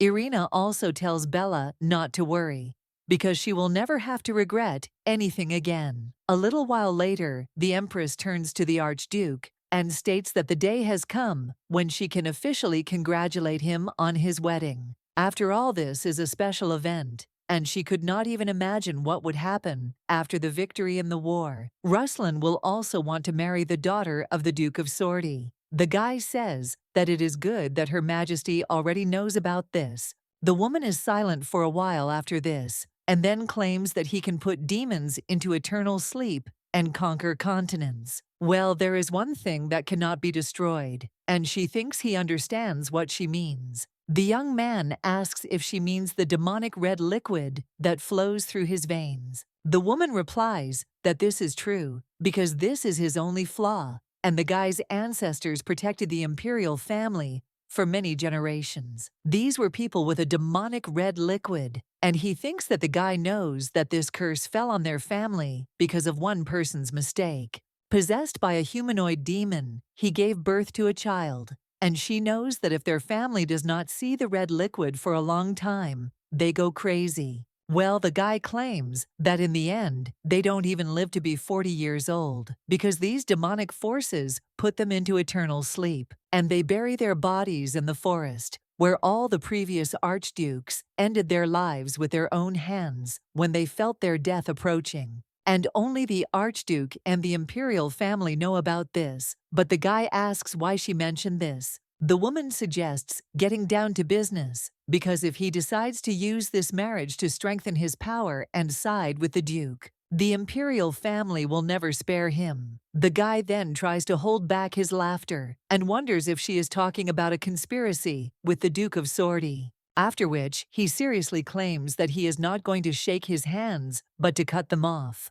And his goal is to plunge the Duke of Sorty into eternal sleep, so that Her Majesty does not worry and celebrates heartily. The woman claims that she will remember his words, and the guy can go. He says that with her permission, he deviates and then turns around. The Empress understands that the Archduke's eyes show that he is serious. At this time, people on the street are gossiping, and one of them claims that he is surprised by such a sudden announcement about the wedding. His interlocutor replies that yes, the Duke must be very sad because he will still have to part with his daughter, although with such a handsome and stately groom, everything will be fine. Someone else claims that this is true, and in dress uniform, he is even more handsome, and he is even interested in how beautiful Lady Sorty will be. A little while later, the main character's carriage arrives, and the girl addresses the Archduke, and she also asks if he really came to meet her,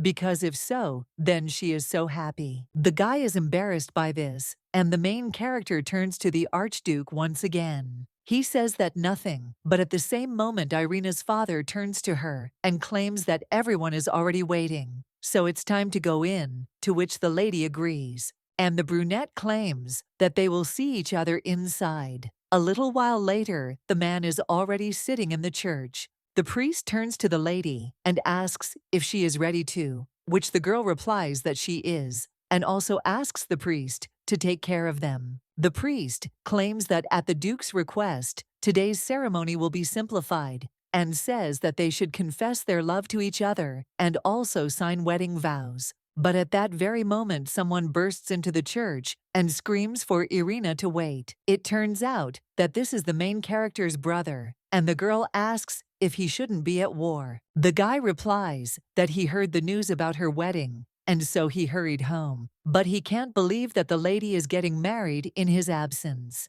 He also wants to shout something about this marriage, but his father turns to him. He asks if the guy really ended the war so quickly to attend his younger sister's wedding, and he says how happy this day is for Irina, so let the young man sit next to him. The priest at this time proposes to begin the wedding ceremony and claims that it is in this sacred place, in the sight of God. Two people want to swear that despite the hardships, they will go through all the difficulties together, and they will remain faithful to each other. He also asks if the groom swears before God to protect and love his bride for life, to which he replies that he swears. And the priest asks whether the bride swears before God to protect and love her groom all her life. Irina understands that now she is in a wedding dress, making an oath before God, and it is all so exciting. She replies that she swears and thinks that they are truly in love. The man at this time says that they should sign a marriage contract. The main character does just that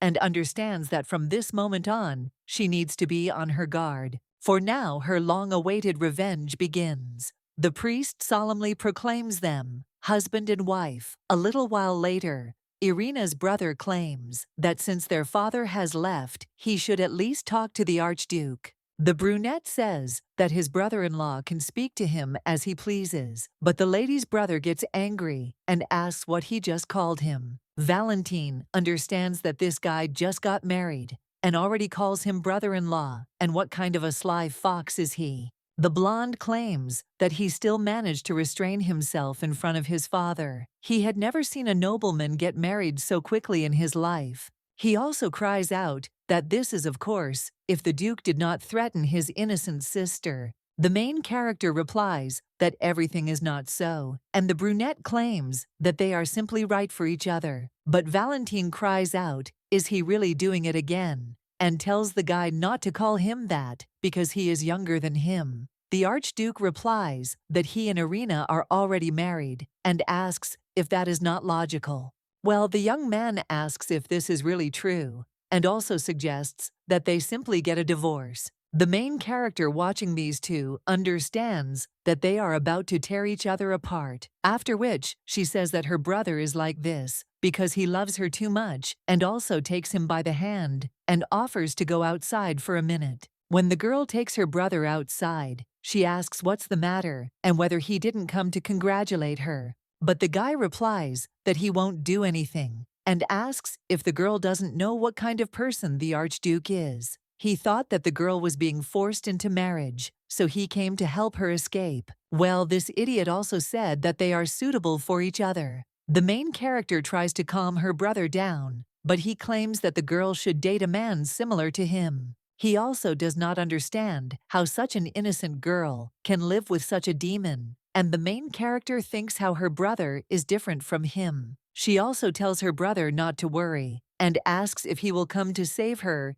if something happens. The guy replies that of course, and asks if the lady really thinks that he will leave her alone. He also hands over a map, claiming he made it in case he couldn't stop her wedding. He has marked secret passages around the archduchy. If suddenly the lady feels danger, then let her run as fast as she can, and he will definitely take her away. Irina realizes that she is even a little touched, after which she thanks her brother. He says, as for her request for the slime's location, the main character wonders if he really found the slime. The guy claims that a soldier patrolling the area told him that he saw an unusual slime, and he looked like her boyfriend. The main character then asks her brother to tell her more details. The guy claims it was a big blue slime, and the soldier said it had wounds on its body. Instead of red liquid, a liquid similar to water flowed out of it. But the main feature is the scar under the eye. Irina understands that the slime also had it, and wonders if they really started hunting him. The guy nods and claims that then the forest suddenly caught fire, so they had to retreat. The main character asks how it happened, and the guy replies that they also did not understand what caused it. But he has the feeling that someone deliberately caused the fire with the help of magic. Irina asks, what about the slime? And how could he not have escaped with such wounds? The guy claims that given the speed of the flames, his chances of survival are slim. but he was heading towards the archduke's estate. The main character, shocked, asks where he was heading, and she claims that she told him to run north. But her brother says that maybe he was instinctively looking for a place to fall into eternal sleep. Or he considered the Archduchy a better haven than the North. Valentine turns to Irina and claims that he understands how much she worries about the layers of Ka, and also apologizes for such news. But the main character asks him not to apologize and claims that she may seem stupid, but she still believes that the slime is alive and well. The girl understands that he is special and could have survived the fire. At least that's what she wants to believe. The blonde claims he was an unusual guy, so maybe he survived. He also asks if she will continue searching for him, and the main character replies that if she doesn't answer, that's enough. Irina understands that Halcyon is also looking for him, and maybe he will give her better news. The guy says that it's good, and he understood her, and also that he will find her some smarter slimes. After which the girl just smiles and tells him to stop, and also thanks him because her brother didn't forget about her request. The guy then asks if she thanks him, and she claims that the lady sees that men like her brother are the best. He also asks what about a reward for him, and the main character thinks and realizes that she has something. Since she won't need this thing anymore, she will give it to Valentine. The main character hands this thing to her brother, and he asks what it is. Irina replies that this is his reward, and understands that the brainwashing from Duke Sordi is very powerful, so this thing can help a little. Valentine asks what she is doing, and the main character replies that it is a very expensive thing, and she kept it all her life. After which the guy claims that he promises to keep it safe until he falls into eternal sleep. Valentine also claims that he has something he would like to give her. True, this still needs to be found. The guy promises that he will get her an antidote, but the main character tells her brother that everything is fine, and she also won't fall into eternal sleep so easily, and adds in her thoughts that it's because she already knows where it is. After this, the young man sighs heavily and says that both then and now his little sister is so naive, and also how hard it will be for her to be married to the demon of war. The main character asks her brother to stop because she has already married him and wonders how long he will resist. The young man then says that it's fine, but if the sister wants to get a divorce, then she should just tell him, and the brother will decide everything. Irina smiles and says that she will definitely tell him about it. A little while later, they return to the church. Ruslan asks if they've finished yet, and the main character replies that they have, and thanks him for waiting. Ruslan says that it's okay, and he's not against them hanging out with his brother-in-law. The guy also approaches Irina and claims that they are now a real married couple. The main character asks if he talks about her as his wife, and the guy replies that he does. And he also asks if it wouldn't be more correct to call her that, since they are already married. The brunette asks if he made a mistake in something, and the main character replies that he doesn't answer, it's just a little embarrassing. After which the young man smiles and claims that he never intended to be a husband in words alone. It is important for him to fulfill his marital duties properly, so the wife can count on him. The main character is a little embarrassed by this and wonders if he is talking about marital duty. Valentine immediately cries out, "Is it really possible to allow oneself such conversations in a sacred place?" He also takes his sister by the hand and states that when Irina is ready to go north, he will send a messenger, and now they will go. When the two leave, the brunette only puts his hand on his heart, which is beating very quickly, and he realizes that they are finally married. A little while later, the lady tells the archduke to wait. Well, the guy is just wondering if the lady is afraid of him, and answers that she is not, and it's just her first time, and she's also completely inexperienced in this. The guy replies that there's no need to worry about such trifles. After all, he will take care of everything. So let the lady not worry, because as he said, he wants to be her husband, not only on paper. He wants to live up to his wife's expectations as much as possible. Irina asks what he's talking about, after which the guy approaches her, and the main character puts her hand on his chest. But at the same moment, she thinks why she is so soft. And at the same moment, the lady sees a slime in front of her. At that very moment, the girl wakes up and screams, "What kind of strange dream is this? And why exactly at that moment did the slime appear?" The girl understands that it was such an exciting scene, and after the wedding ceremony, she dreams such dreams every night, although she does not mind. A little while later, the maids run in more successfully, and one of them claims that they must finish everything before the archduke passes. One of them asks where the new bed linen is, and the other replies that Marie will bring it now. But the maid claims that the new carpet has not yet been delivered, and asks what to do. Her interlocutor replies that she will check now, and if the blanket arrives, let them shoot it. The magicians in the castle are also restoring order, and one of the servants claims that the mansion has not been so crowded for a long time. The woman replies that this is true, because the duke even asked the magicians to cast a warm spell on all the walls of the mansion for the lady. This had not happened since her time in service to Archduchess Olga, and now the mansion was somehow hot. But the butler says that she doesn't seem to like these changes, after which the woman remains silent for a while. And then she claims that at first she was pleased with the arrival of the lady, and that the gentleman had spent so much time and health on these wars. And then he decided to get married, and it made her happy, and also reminded her of his parents. Well, she still doesn't understand why it should be the daughter of the Duke of Sordia. You wouldn't want to see something like this, even in your worst nightmare. And if the guy's ancestors were alive, they would be furious. But the butler claims that he understands her concerns, but what's done is done. And besides, the Duke is not the kind of person who does something thoughtlessly, and he definitely has a plan, so they should stay on his side. He just hopes that everything will work out for him. But the woman says how annoying it all is, and claims that she will go on with her business.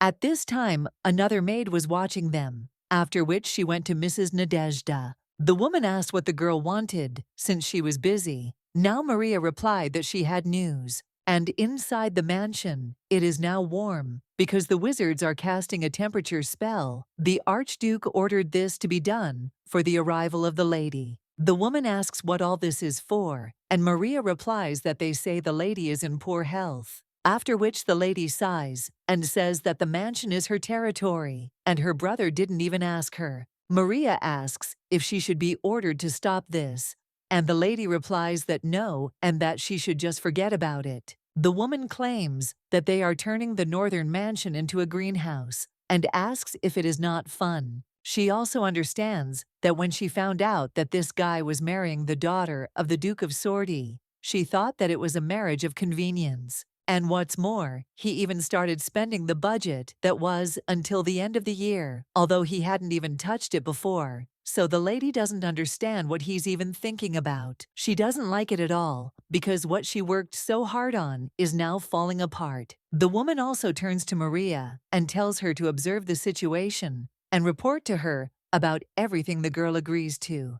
The lady with black hair understands that she will not give the mansion to Irina Sordia. No way. The main character is heading in a carriage at this time, and someone announces that they will soon arrive at the Archduchy. The main character looks out the window and realizes that she sees Ruslan's mansion. A little while later, she gets out of the carriage and addresses the Archduke. Well, the guy then greets her and congratulates her on her arrival to the north. He also says that the lady has come such a long way, and the main character thanks him for waiting. She also points to Bella, not stating that she will stay there with her, the lady with red hair bows, and states that she will gladly serve. The main character, after that, is shivering and claims that it is much colder in the north than she expected. The brunette claims that since the lady has a weak body, the cold will be felt many times stronger. He also takes the girl's hand and says that she is so cold.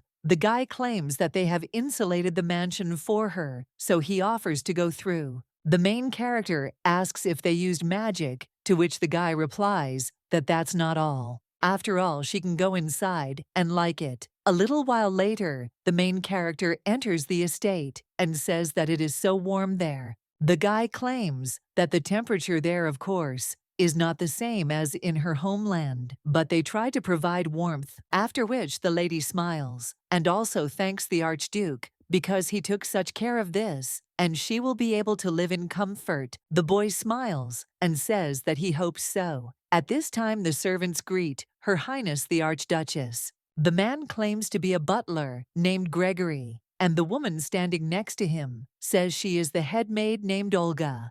The brunette turns to his wife and claims that these two have been serving the Archduke's family for a long time, so they can be trusted with anything. Irina asks if this is true and asks to take care of her, to which you are told that if they are needed, then let her call them at any time. At the same moment, someone else cries out to His Highness the Archduke, and then even sees the Archduchess. He greets her in the north, and the main character asks if this is Assistant Vasily, and says that she is glad to meet him. The young man with a smile on his face says that it is such an honor that the lady remembers his name, and thanks to Her Highness, the mansion is now so beautiful and warm. Although he is a northerner, he does not like the cold at all. At this time, the brunette suggests Vasily to stop chatting and say what he wanted. The guy claims that the patrol squad arrived with an urgent report and the gentleman should now go to the office. The guy then sighs and claims that he wanted to show his wife the mansion in person. But nothing can be done. Irina tells the Archduke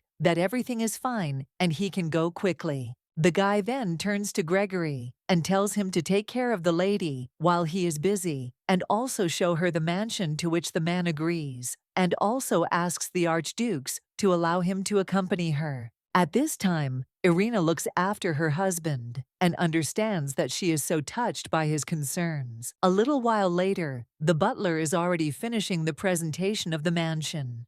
Ari says that the lady has come such a long way, so she is probably tired, and he asks whether to accompany her to the room. Irina answers that yes, and that would be nice. Well then, the main character thinks that if this room is for both of them, the girl also apologizes and asks, "Isn't this a room for newlyweds?" To which the butler replies that he doesn't answer. According to northern tradition, the lady will live in the guest room for the first time. She can take a break from moving and relax. The main character says that this is how it is and thinks that it is good. After that dream, she was a little worried that they would sleep in the same bed. Well, the butler says that if the lady is disappointed, then maybe he should talk to His Highness, to which the main character replies that it is not necessary. A little while later, the butler is already showing the lady to her room and says that they will serve dinner there so that she can rest. And at this point, he declines. The main character thanks him. Then she turns to Bella. The lady with red hair claims that despite her fears, people are so friendly. And when the main character takes off her jacket, she immediately falls onto the bed and says that the bed is so soft, so it's wonderful. The maid replies that yes, all their beds were hard. But at that very moment, someone knocks on the door and asks for forgiveness. Bella immediately gets out of bed and heads to the door, after which she opens it. The woman who enters the room thanks her and then greets the Archduchess and claims that she is the younger sister of the Archduke, named Nadezhda. Irina says that she is pleased to meet you, and the lady states that she understands that the Archduchess is very tired. Well, she came to say something important. The main character asks what she's talking about, and the woman replies that this is a very important conversation. So she asks if the maid could leave them for a while, to which she agrees.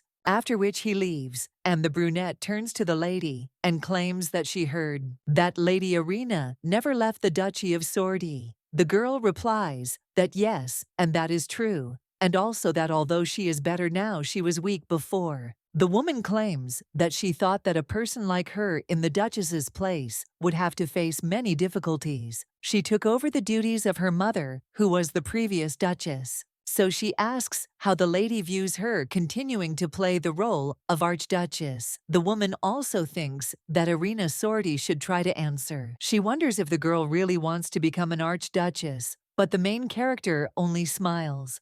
And he asks why the lady is so nice. In fact, she was so worried, because with her condition, she can't work hard yet, and she knows little about the local situation. So how good it is that the lady who has led the Archduchy for so long has taken this upon herself. The girl only gets angry about this and wonders if Irina Sorti really became an Archduchess with such a mindset, and how dare she even consider herself part of this family. A little while later, the brunette bursts into some office and asks for forgiveness. The servant turns to the mistress and asks what is going on. The butler wonders if she is really looking for him, since he was just about to go to her. But the woman only turns to Vasily and asks if he should leave them for a minute. After all, she needs to discuss something important with the Archduke. When the servant leaves, the brunette asks his sister what happened. But the girl only turns to her brother and asks what to do, since she cannot accept the Archduchess.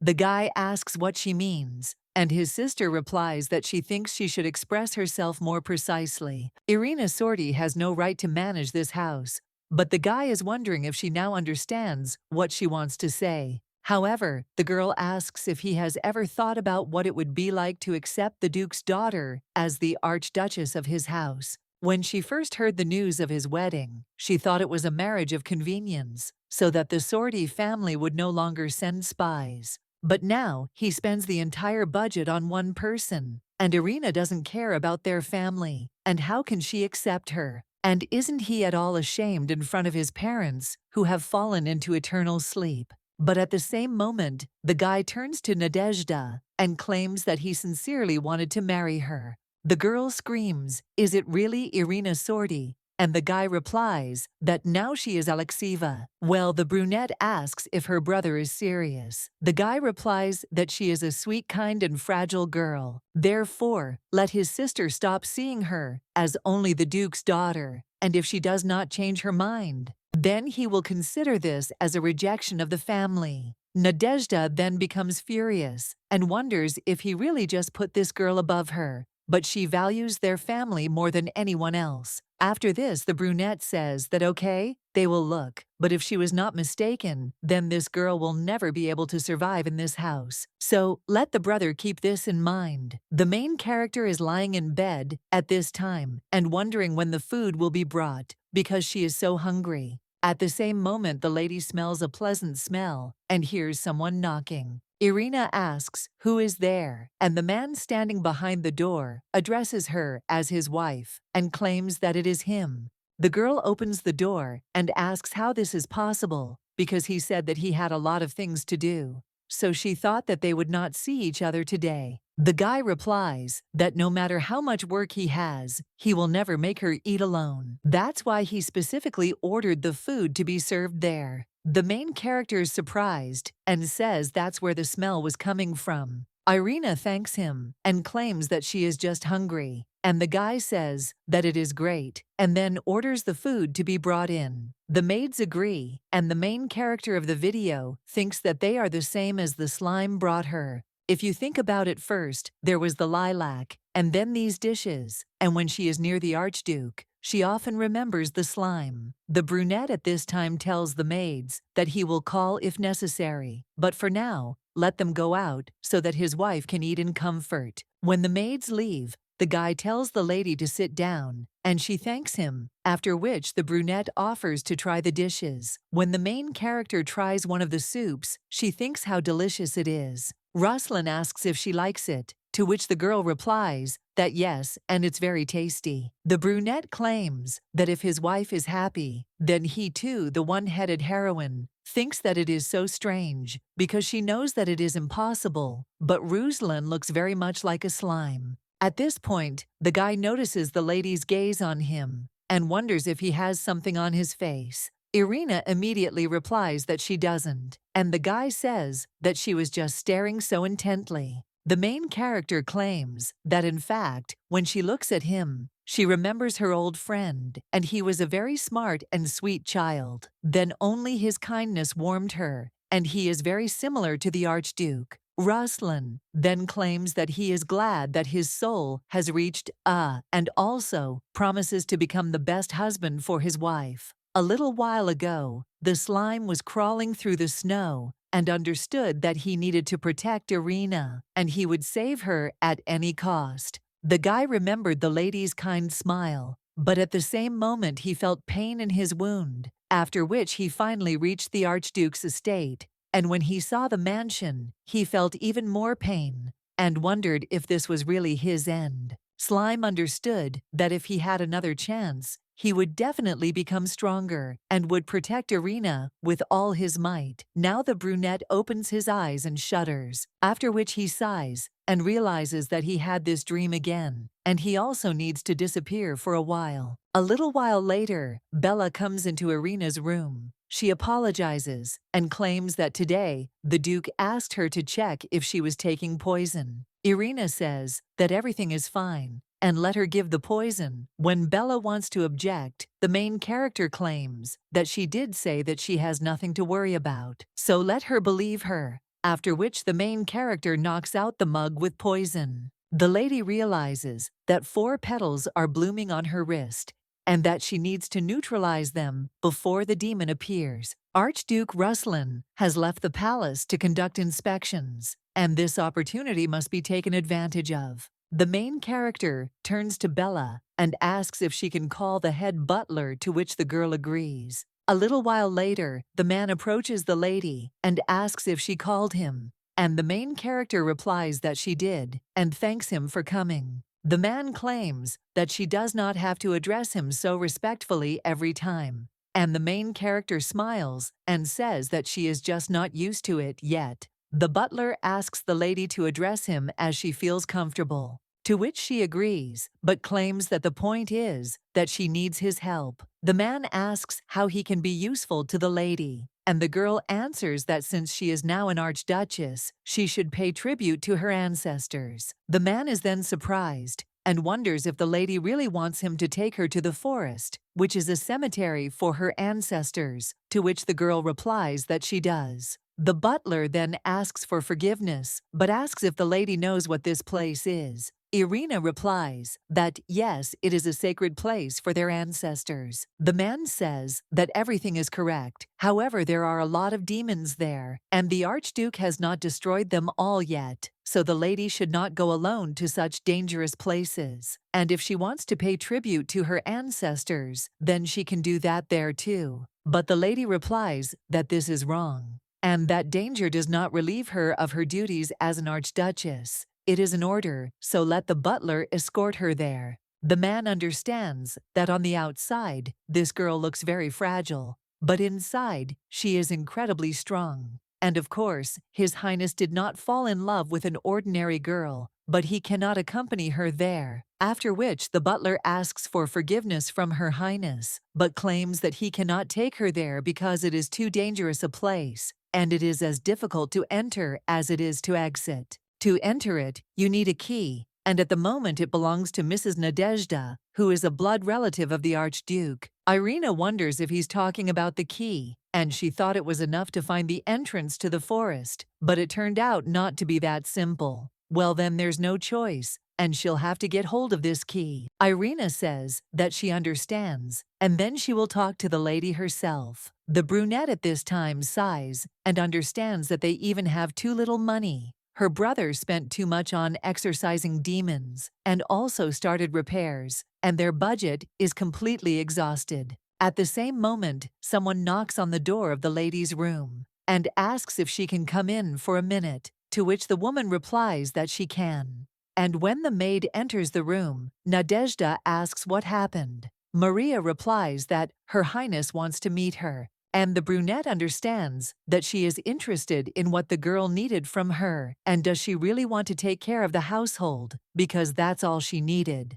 Nadezhda tells the girl to take her to the living room, because she will come now. A little while later, the lady enters the room to the main character and greets her. Highness Irina also wishes her good morning. the brunette wondering what brought her to her so early. Irina replies that she came to ask her for a favor, and only she can help her with this. The brunette understands that she thought so, and now this lady will most likely ask. But before the girl can finish her thought, the main character asks to help her get into the forest of the undead. The brunette is surprised by this and wonders why the lady is there, and the main character answers that now that she has entered Ruslan's house, she should pay tribute to her ancestors. The brunette wonders why this is happening, and the main character replies that in order to get there, she needs a key that is kept by Lady Nadezhda. The brunette then asks if she really wants to get there, and if she knows what kind of place it is.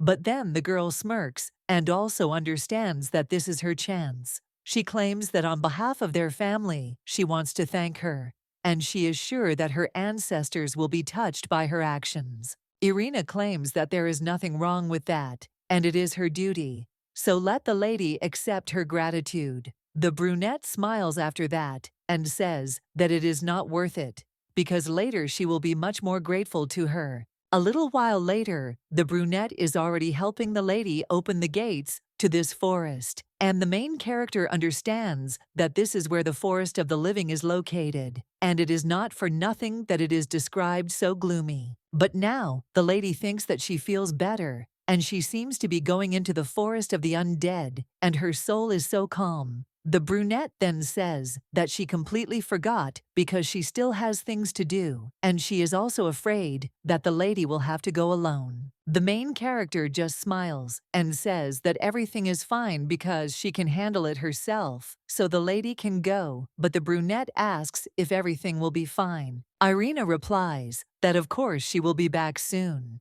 and the girl wonders where she got such courage from. A little while later, the main character is already walking through the forest and thinks that somewhere there must be an antidote, but she doesn't know the exact location. Well, it's okay, because it's unknown when she might get another chance like this. Now the Duke has left, and Nadezhda would hardly agree to open the gates again, so now it's time to start searching. Thanks to Kalinda's poison, she can merge with the forest Laura so that the demons should not notice her.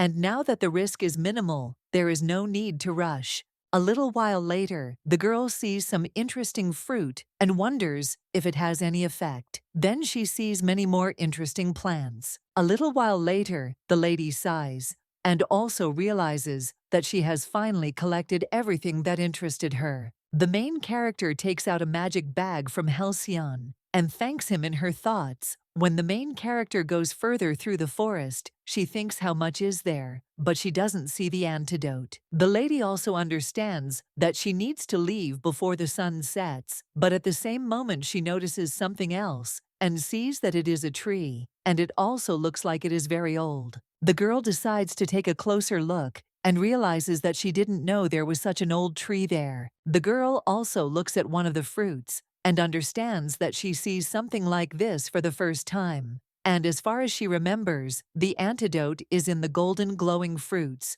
so just in case it is worth taking them. But at the same moment the lady hears another sound and thinks what it is. After which, she sees a snake in front of her and is surprised. The snake is about to attack her, and the main character thinks it is a snake or a monster. After which, this creature crawls up to the lady, and the main character thinks, what will happen now? She needs to run, but her body does not obey at all. And then the girl closes her eyes and also understands that she is finished. Well, when nothing happens, the lady only feels something poking her hand. It turns out to be a snake, and the girl immediately removes her hand and also gets scared and screams for it to go away. The creature immediately crawls back, and the main character wonders if she really understands her. Irina asks if she tried to attack her, but the snake just turns around and crawls somewhere. The girl understands that this snake seems to be calling her to follow it, but she does not understand where it is heading. Irina follows her and wonders if the snake really wants her to look there. When the girl does so, she notices some light and wonders if the tree is really glowing. Then the main character sees the golden fruit and understands that there can be no mistake.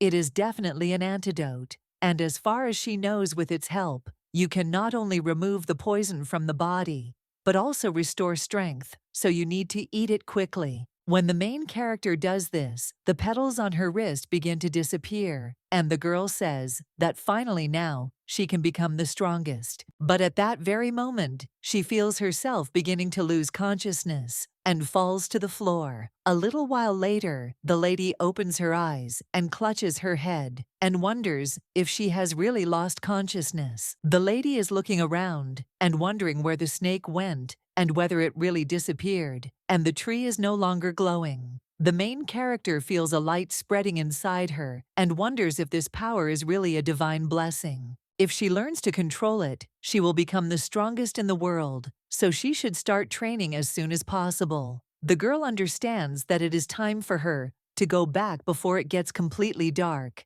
Well, when she heads through the forest, she thinks that she is going the wrong way when she turns a couple more times. Then she realizes that she is lost, and the lady wonders if she has turned the wrong way, but the sun has almost set. At that very moment, the lady hears someone approaching her because it existed breaking a branch. Irina wonders if this is a monster and understands that it is better for her to stay away. Well, at that very moment, she hears a very familiar sound, and when she turns around, she then realizes that this creature has a round blue body and a scar under its eye, after which she asks if this is really slime. The main character understands that it is definitely him, and that he really was going to Ruslan's estate. The girl at that moment joyfully addresses the slime, but he only screams furiously. Irina wonders why he is angry, and has he really forgotten her? And then the main character says that it was her. Slime just touches her hand, and wonders what the lady is doing alone, in such a dangerous place. Irina understands that thank God he remembers her, and claims that she was just looking for something. But then the girl screams where he came from, and didn't she tell him to go to Chaco Forest? After which the girl asks if he even knows how long she was looking for him. Slime then only crosses his arms, and the main character wonders if this means he doesn't want to answer. After which, she takes him in her arms and says that it's okay. The main thing is that they met Slime, then waves his hand shyly, and the main characters claim that she missed him, and asks if he missed her too, to which he sadly replies that he missed her too. But it's not time yet. Irina wonders what this means, after which the slime jumps away, and the main character screams where he is, after which she asks to wait and runs after him. Irina, out of breath, thinks why he is running away, and she thought that the slime would be glad to see her. The girl thinks whether he is uncomfortable with her, and when she blinks again, she realizes that she has missed him. The lady thinks where he went, but at that moment, someone turns to the lady. When the girl turns around, she sees that it is the butler. The man says that she has finally come out. Irina wonders if the slime was really leading her to the exit from the forest, and asks the butler if he was really waiting for her, too, which he replies that yes, he was worried because she was gone for a long time. He is also glad that everything is fine. The main character apologizes for making him worry, and the man says that Mrs. Nadezhda was also worried. So let the lady quickly come into the house. The main character asks if this is true. After she goes further, she turns to the forest and thinks that she doesn't know why the slime ran away from her, but she is sure that this was not their last meeting. A little while later, the main character is already in the estate, and the maid asks where she was because all the lady's clothes are dirty. Irina replies that it is a secret. At the same moment, the archduke returns to the estate, and the butler greets him, but the guy turns to Gregory and claims that apparently his wife was in the forest of the undead. After this, the butler wants to say something to the gentleman, but the brunette only asks if Nadezhda had the key to the forest. After all, if that's the case, then let him call her into his office, to which the butler agrees, and the main character at this time observes all this from behind the column. A little while later, Nadezhda wonders how her brother knew that this girl went to the forest, and who knew that she spends so much time there. After which, the lady finally decides to go into her brother's office and claims that it was her. She also heard him calling her. The guy claims that his wife was in the forest of the undead, and wonders if it was Nadezhda who let her in. The brunette then claims that the Archduchess expressed a desire to go to this forest, so how could she refuse her? Well, the guy approaches his sister and claims that she knew how dangerous this place was and still let the girl in. Nadezhda doesn't even know what to answer to this, but at that very moment someone knocks on the door. The main character opens it and apologizes for interrupting their conversation. The guy asks if this is his wife,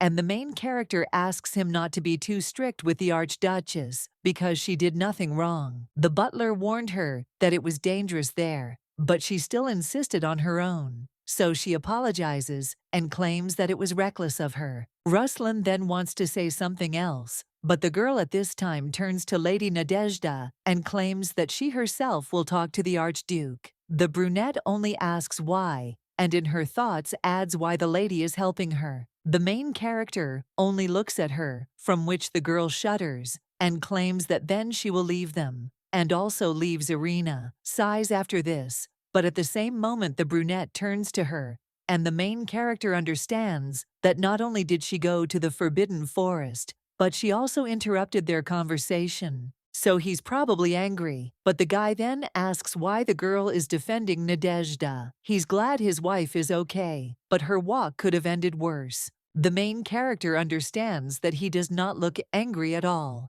and rather the opposite. So the girl asks if he was worried about her, to which the guy replies that of course Irina asks why he always cares about her and worries so much. The guy is a little embarrassed by this and says that it is because the lady is a very dear person to him. The girl is only embarrassed by this and wonders what he is saying. People understand that he said it so suddenly. Well, she still understands that it is somehow strange, because she was so desperate to survive that she did not attach any importance to it. However, she does not understand why Archduke Ruslan is so favorable to her, because in the original, there was no such thing. If you think about it, he showed interest in her from the very first meeting, as if he knew her well. The main character then turns to the Duke and asks if they have met before, because it seems she first met him at the victory ceremony. And since then, he has been exceptionally kind to her, and during their second meeting, he suddenly proposed to marry him.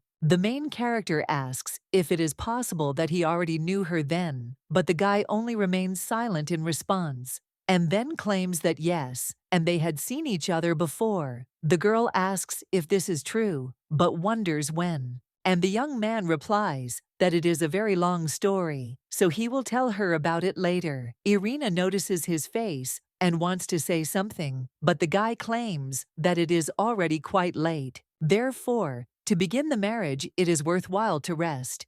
Irina, after this, wants to add something else. However, the guy claims that he is afraid that he still has a lot of things to do, and he will not be able to take the lady to her room, so he wishes her good night. And then he closes the door completely, and the main character understands that she was just kicked out and wonders if she really is his dear person.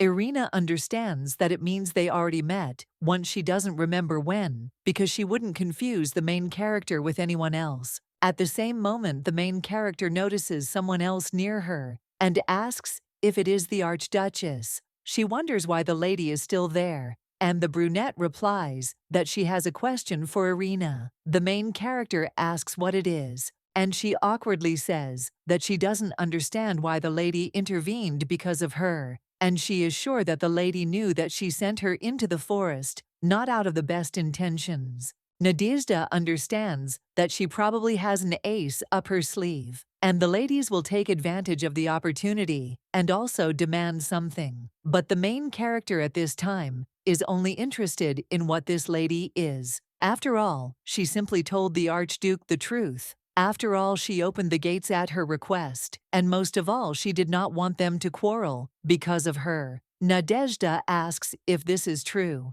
but the girl is interested in whether something else is needed. Order does not understand whether the lady really intervened only for this reason. She also understands that in her youth, there were those who helped her when she suddenly found herself at the head of the family, and those who owe her a lot. Loyal supporters of the Archduke's family, And there were also idiots who demanded payment here and now. The lady thought that this girl would also ask for payment. But this girl from the Sortie family is just like that, so she can't believe it. Irina at this time sighs and claims that she knows how much a lady values her family, and also understands that she doesn't like it because their families don't really get along. But now that she has become a part of this house as an archduchess, she will do everything possible for this family, and let Lady Nadezhda also believe and protect the family. The brunette then shakes the lady's hand and says that they will live and see Irina, then says that she will go, then and leaves, and Nadezhda, left alone, understands that no one has acknowledged her for a long time, and also whether she misunderstood the girl. But at that moment the lady understands that she needs to wake up, because this girl is still from the Sortie family, so she can't relax. In any case, she will need to find out more about her. A little while later, the blonde looks at the documents and asks if there really were 2 requests from the north, one from their Iranushka, who asks to sell the herbs at a higher price, and the guy thinks how boring it is. And the second one is from Mrs. Nadezhda. There the girl asks to find out as much as possible about Archduchess Irina and make a report. The guy understands that if we are talking about the Sortie family, then he has already conducted an investigation. So all he has to do is sort out the information about Irina. He had suspected something was wrong ever since the lady had asked him to keep an eye on her father, but he had never thought that she had grown up in such an environment. To think that beneath the guise of a sensible man, like the Duke of Sortie, there was a fanatic who abused children and using devilish tricks. That's why the blonde thinks what a nasty guy he is. He doesn't know what goals this man is pursuing, but he has a bad feeling. A little while later, the servants in the estate are all hurrying somewhere. The main character watching this asks Bella if I'm imagining it, and that it's somehow noisy in your mansion, to which the girl replies that there is such a thing, and Irina wonders if they are really preparing for the reception. Her interlocutor replies that it would be great, and yet he turns to Irina and also asks if everything will be fine if she does not take the poison. For some time, she can hide it from the Duke, but sooner or later he will notice it. Irina, well after that, says that everything is fine and that Bella shouldn't worry because everything will be fine, and that she should just believe her and not worry about anything. After which the lady with red hair agrees and says that now the lady is the Archduchess of her, and what can the Duke do to her? Irina understands that now that she drank the poison and gained divine powers, she can stop taking it. But suddenly the girl starts coughing, and Bella turns to her in shock and also claims that lately she has been coughing up red liquid a lot, and is it really all because of the poison? The main character replies that everything is fine. But the maid screams, asking what she is talking about, and also asks to wait a little, because she will bring the medicine right now. Irina then understands that she said that everything was fine, and understands that everything has already passed. After the poison was removed, she began to suffer from a cough, and she hopes that it will go away on its own. Well, what's more important is that she never learned to control this power. A little while later, Bella hands the girl some medicine, and the main character thanks her. The lady with red hair asks if the lady really doesn't want to go to the doctor, to which she replies that yes, and that nothing hurts anymore. The girl also thinks about how Ruslan used that power in the original, since it wasn't described in the book. Bella at this time remembers something else, and claims that while she went for medicine, she found out that today, but at the same moment, someone knocks on the room and says, "Madam, that this Olga," after which the main character tells her to come in. The maid immediately wishes the lady a good day, and the main character also greets her and asks if something has happened. The woman replies that the newlyweds' room is ready, and they have come to help her with preparations for the first wedding night. Irina, puzzled, asks what she said, but the woman only turns to the other maids and asks what they are worth, since the search is about to begin. Work, to which they agree. They approach the mistress and tell her to rely on them. But the main character tells them to wait a minute and wonders why everything is happening so suddenly. Of course, it was all logical, but in this reality for some reason, Archduke Ruslan liked her. On the day of their wedding, he even said that he would fulfill his marital duties, and the novel was marked for adults, so she admits that she is even interested in how good it will be. One of the maids tells the mistress that everything is ready. And when the girl looks in the mirror, she understands that in the end, the Archduke will stay with the main character, and everything will be okay if they become closer.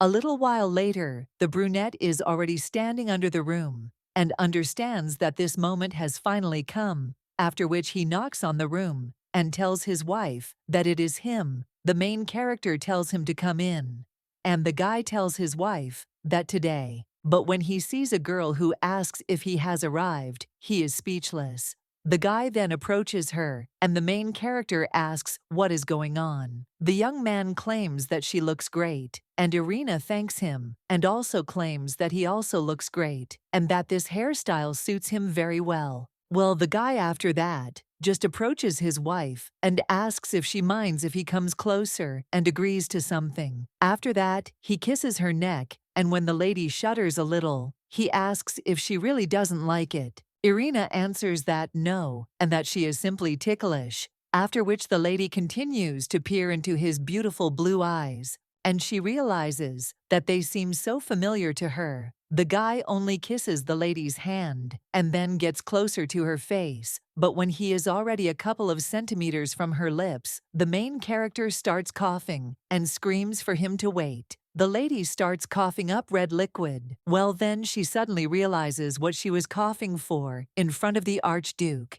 and she needs to think of something. The girl immediately turns to him and wants to say something, but the guy only extends his shaking hand to her, and wiping her face, he asks why she still has red liquid, because it shouldn't hurt. Irina at this time thinks that his hands are shaking. And is it really possible that the man who destroyed all the monsters in the empire was scared of the red liquid? Irina tells the Archduke that she is fine, but the guy immediately hugs her, and the main character asks what is going on, after which the young man suggests that she stay like this for a little while. When the lady hugs him back and closes her eyes, she understands that she is warm, just like that day. A little while later, the lady says again that she is fine and there is nothing serious about it. But the guy just wraps her in a blanket and then lays her down next to him, and also says that the lady must be very tired today, so he suggests that they rest better and they will wash the sheet later, to which the lady agrees. But she thinks why now, and it's all because of Duke Sorty. Well, if you think about it, then this guy is the first person who stayed by her side in difficult times. The ladies turn to the Archduke, but say that he never told them when they met, to which the guy replies that she should rest now, because he will tell her about it a little later. Irina asks if he promises to, which he replies that he does, and the girl says that she will wait impatiently, but let him just not forget, otherwise her own curiosity will eat her up. The guy then claims that he will definitely tell. The next morning, the main character opens her eyes and realizes that she fell asleep there yesterday, and the Archduke was next to her. But when the girl looks at the place next to her, she sees slimes and wonders if this is a dream. But at that moment she realizes that this is not a dream, and in shock, he stretches out his hand to the slime, after which he realizes that it is soft, and the creature at this time opens its eyes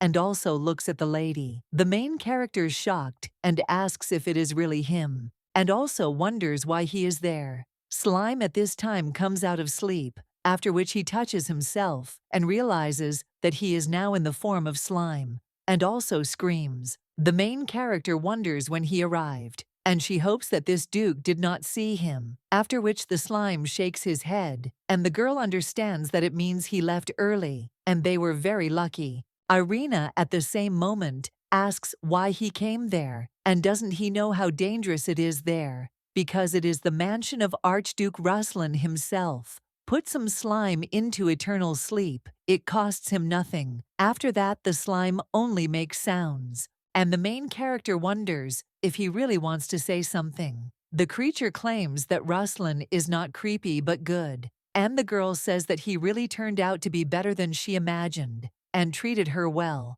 Well, she asks how he would know, and has he really already met him. Slime then just turns away, and the girl wonders if he really doesn't want to talk again. Well, she still wonders how Slime knows Ruslan, and if the Archduke has been taking care of him all this time. The lady understands that this can't be, and it doesn't look like a person who put all the monsters into eternal sleep. Well, the girl still says that she is glad, and it's good that they met before her divorce. Slime then asks what she is talking about, and the lady claims that it is Archduke Ruslan. Must be with the main character, and before that moment, she will divorce him and take the slime with her, but the baby only screams after that. The main character asks why he then shows that there will be no divorce, and the girl asks why he is against it, to which he answers that it doesn't matter. The lady wonders if the slime has entered puberty, and it seems that he has become much more capricious than before. At the same moment, someone knocks on Irina's door and asks if she is awake, because it is already time for breakfast. But the main character tells her to wait a minute.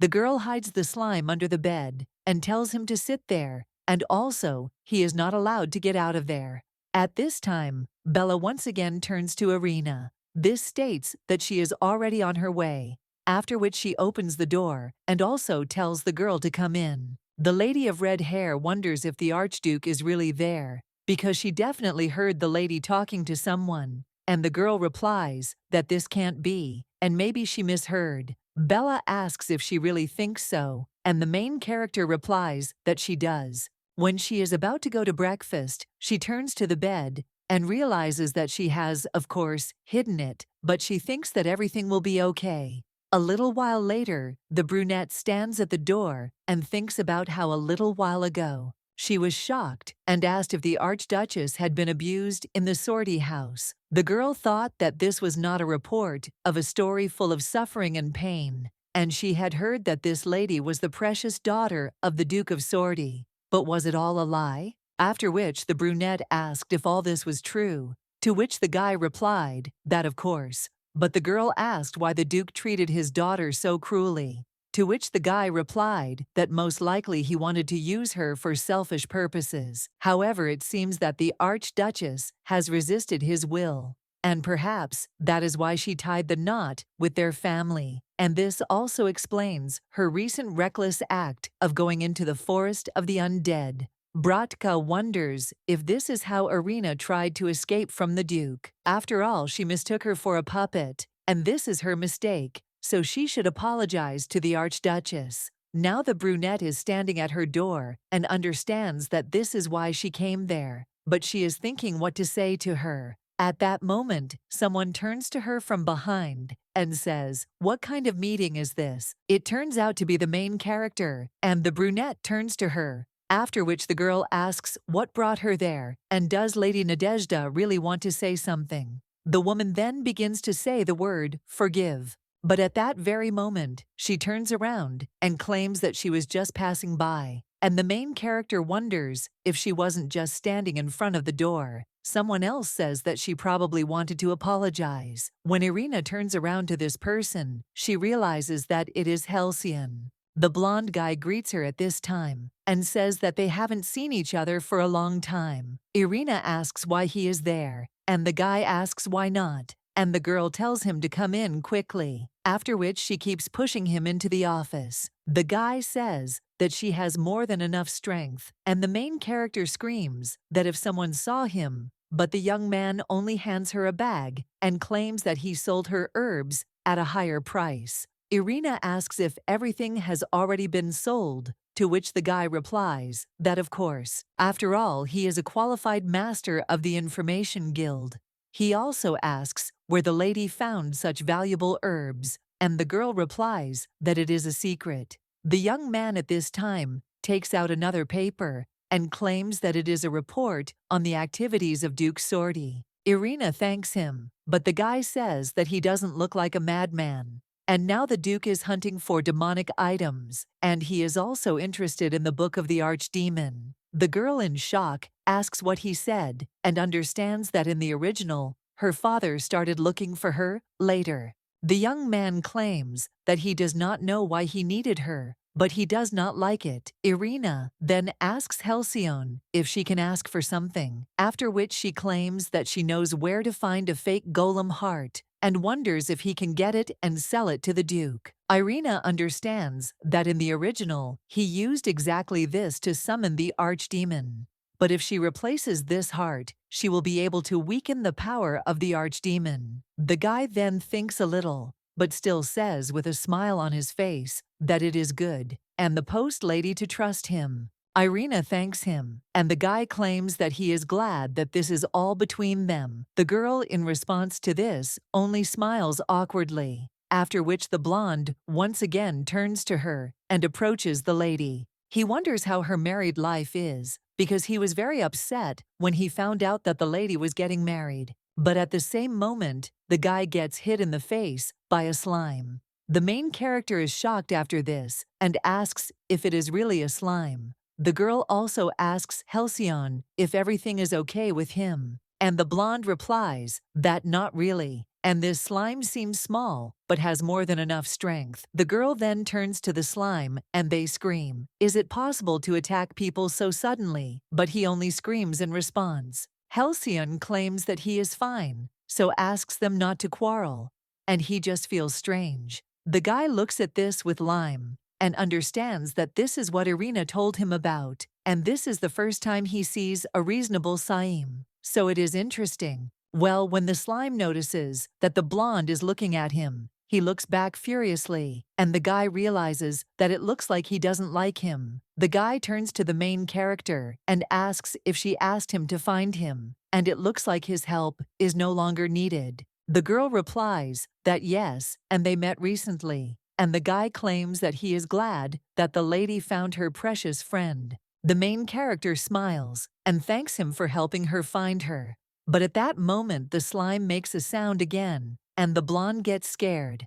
After that, he gets up from his chair and says that he'll probably go. Irina asks if he is already leaving, and the guy replies that he gave her everything he wanted. And besides, if he stays even for a minute, he will become the first person to fall into eternal sleep from slime. As he leaves, the blonde wishes the lady good luck and claims that he will contact her again. And the main character thanks him and wishes him good luck too. Slime at this time looks at him furiously, as if saying that this guy should not come again. And when he closes the door, the main character, she exchanges glances with the slime. She asks how the slime could do this to her, an innocent person, and how lucky it was that it was Halcyon. What if it was someone from the estate? The kid claims that he is not talking about divorce and change, and the main character asks what he is talking about, and also asks if he is behaving like this because of Halcyon. Because if so, then this guy is just her friend. But the slime then turns to Irina and tells her not to leave him alone. The girl is a little surprised by this, and then takes him in her arms,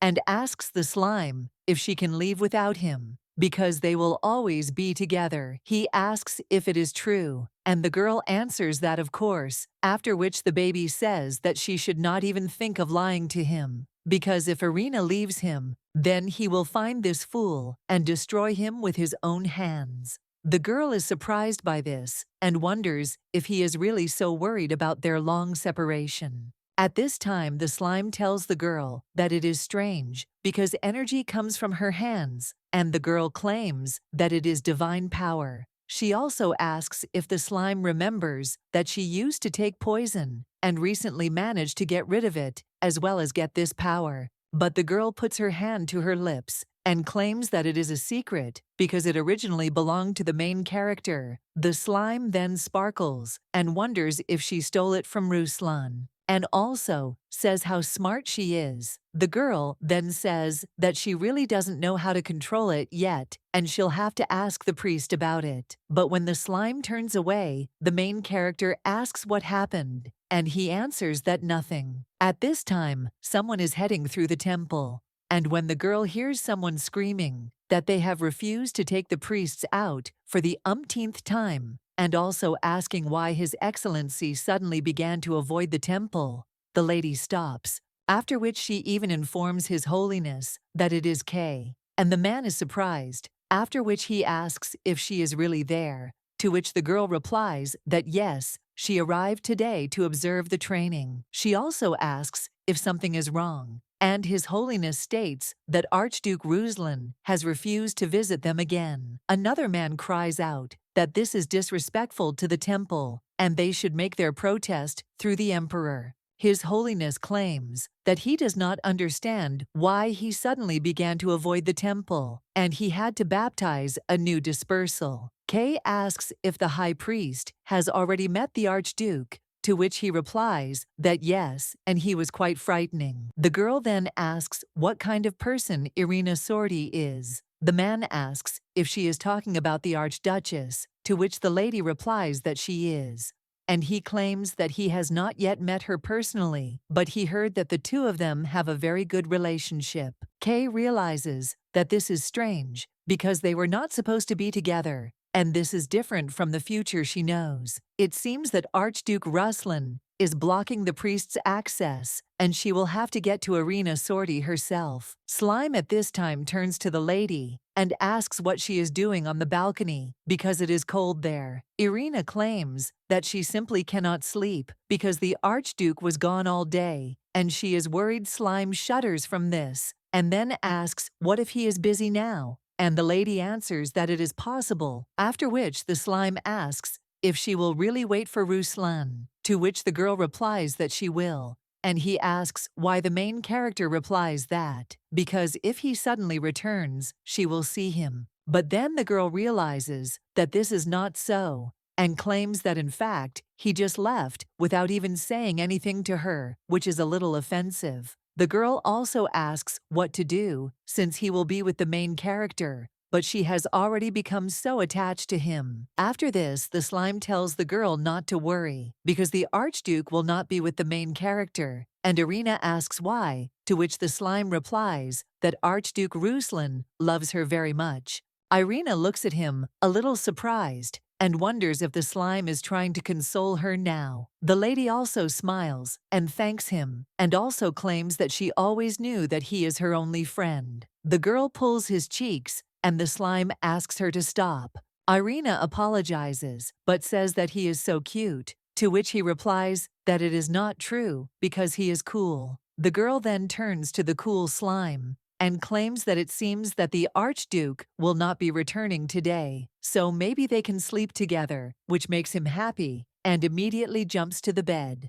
When the main character lies down next to him, she wishes him good night and falls asleep next to him, and also thinks that when the Archduke returns, she will need to tell him about the slime, because if he is so kind to her, he should accept the slime. A little while later, the main character realizes that it is so dark there, but she feels like someone is hugging her, and the girl thinks that the slime has covered her with something. However, when the girl opens her eyes, he sees the Archduke's in front of him, and in shock, he thinks why he is there. And besides, why is he not wearing clothes? After which the guy opens his eyes. The main character thinks, did she wake him up? And decides to pretend to be asleep. The guy then turns to his wife, but the lady pretends that she is sleeping. The young man immediately kisses her forehead and wishes her sweet dreams, after which the world will be superimposed again, and the main character understands that this is just a dream, and now she can sleep again. The next morning, the girl opens her eyes and then asks the slime why he is making so much noise early in the morning. Well, when she looks in the direction where the sound is coming from, then she understands that it is the Archduke. The girl looks at him and wonders why the guy is getting dressed there, and also asks when he returned. To which he replies that he just now. The main character says that it is clear, after which she suddenly wonders where the slime went. Then, when the girl looks around the room, she realizes that he is nowhere to be found. Well, they were together just yesterday, so where did he go? At this time, the brunette turns to his wife and asks if something has happened, and the girl wonders if the slime ran away because of the Archduke's return. Well, if not, then the reason for his disappearance is the Archduke himself, and the girl approaches him, after which the guy asks what happened. Irina asks if he has seen a slime there by any chance, and the guy shudders after that. And then he looks away completely. But the lady asks for forgiveness for having brought him without asking. However, she claims that this slime is her precious friend, and she just wants to make sure, just in case. After which the lady imagines the worst possible outcome and swallows. And with tears in his eyes, he asks if he really put him into eternal sleep. The guy is surprised by this, and then answers that, of course not. The girl then asks if he knows where the slime went, to which the guy is about to answer something. Well then, he stops and clenches his fists and sighs. Having collected his thoughts, he turns to Irina, and having decided to confess everything, he claims that he is her slime.